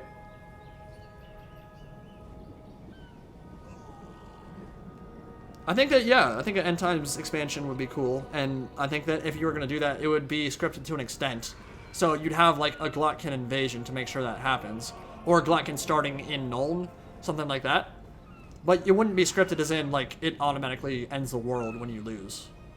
Or it ends the world, period, because that'd be dumb. Like, the whole point of it is that you could play it, and it would allow you to stop the madness of the End Times. Alrighty. We are at 50,000, making 10,000 a turn, so we are very rich.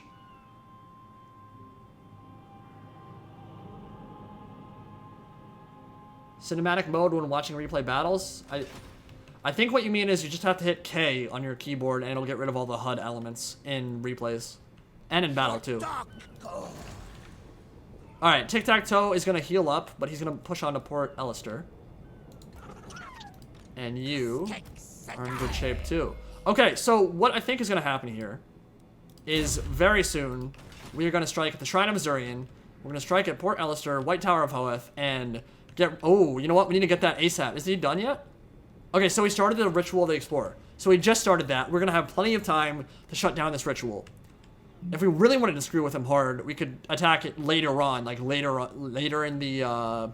ritual when he's like 2 or 3 turns away, and then he's gonna have to reset even harder. But we'll probably attack that within the next 5 or so turns. Then we'll have you push on to Torfinu and just kind of keep leapfrogging across.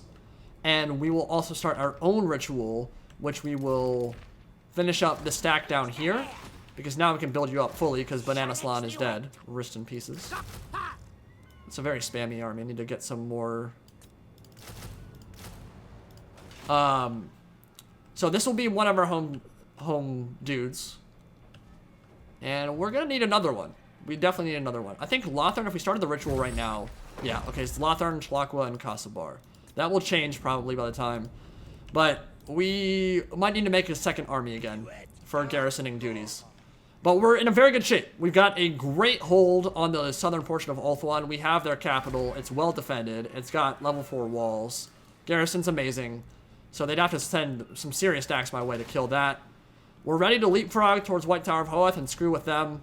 And very soon here, honestly, by the time we finish up this ritual, we'll almost be to Ritual of Alignment, and we will fight the final campaign battle. So it's working out how I wanted it to, and that I only want it to be around maybe 10, 12 at most campaign parts. Don't want to go much past that. But once we're to Ritual of Alignment, we'll do that final battle, and I think after this... we might do like 1 or 2 more campaign parts, but I'll probably end up cutting some stuff out. And that will probably be it. But I am going to end the campaign part for now, the stream for now. I gotta go hang out with my family and my friends. And I gotta eat food because I've not eaten today and I'm absolutely starving. So thank you very much for joining me on this stream. Really enjoyed it. And for joining me with part 9 on TikTaq'To's campaign. And we got a lot more fun stuff coming soon. I'll be working with Italian Spartacus for a video on Monday, which will be really cool. Hope you guys can stick around for that. And lots more content coming soon. So hope you guys enjoyed, and I will see you next time. Indie Pride, signing out for now. Have a good one, dudes.